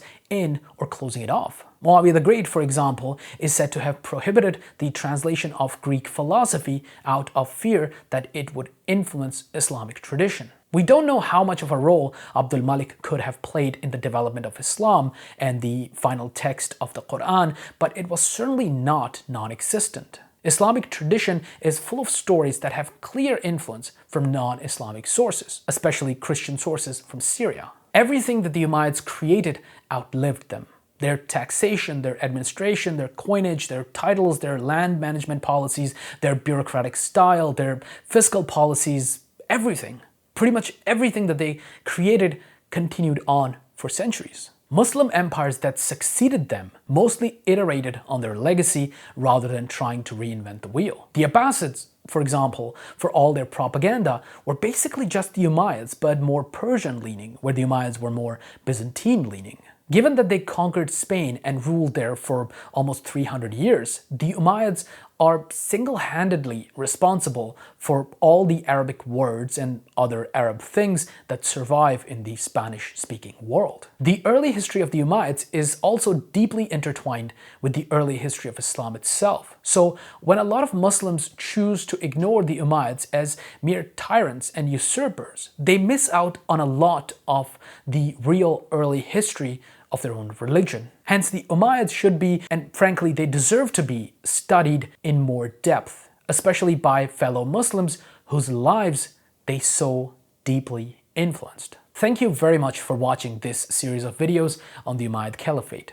There's a lot that I cut out from these videos because I had to restrain myself. If you want to learn more, I'd recommend the books The Umayyad Empire and The Umayyad World, both by Andrew Marsham. Additionally, I didn't cover the Umayyads' work on the Quran, but Frank Roche's Quran of the Umayyads is a wonderful book on that topic. If you want to stay on YouTube, however, you can continue with my series on the Abbasids, who followed the Umayyads, and my series on Muslim Spain and Portugal to continue their story. See you next time. Don't forget to subscribe and press the bell icon. On the screen right now, you can see the names and tiers of the patrons. You can join them by pledging $1 or more to support the channel. Thank you for watching.